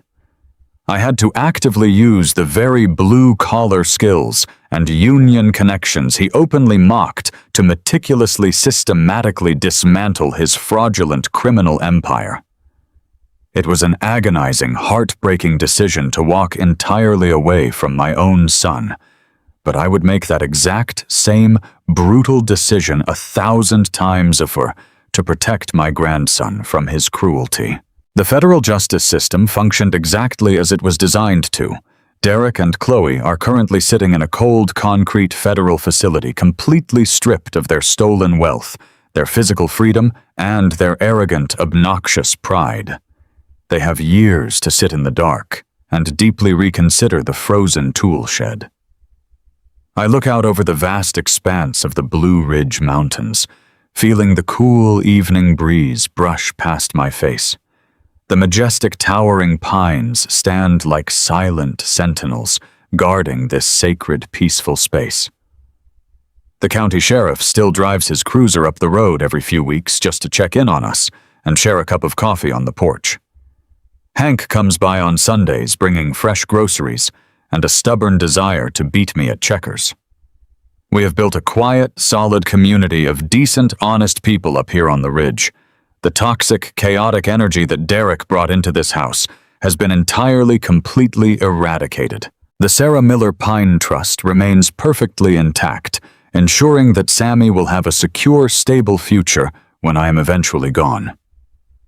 But until that distant day comes, I will be right here sitting by the fire, keeping watch over my grandson, and protecting the peace we fought so incredibly hard to reclaim. If this story showed you that karma never misses an address, hit that like button to support an old man and his grandson.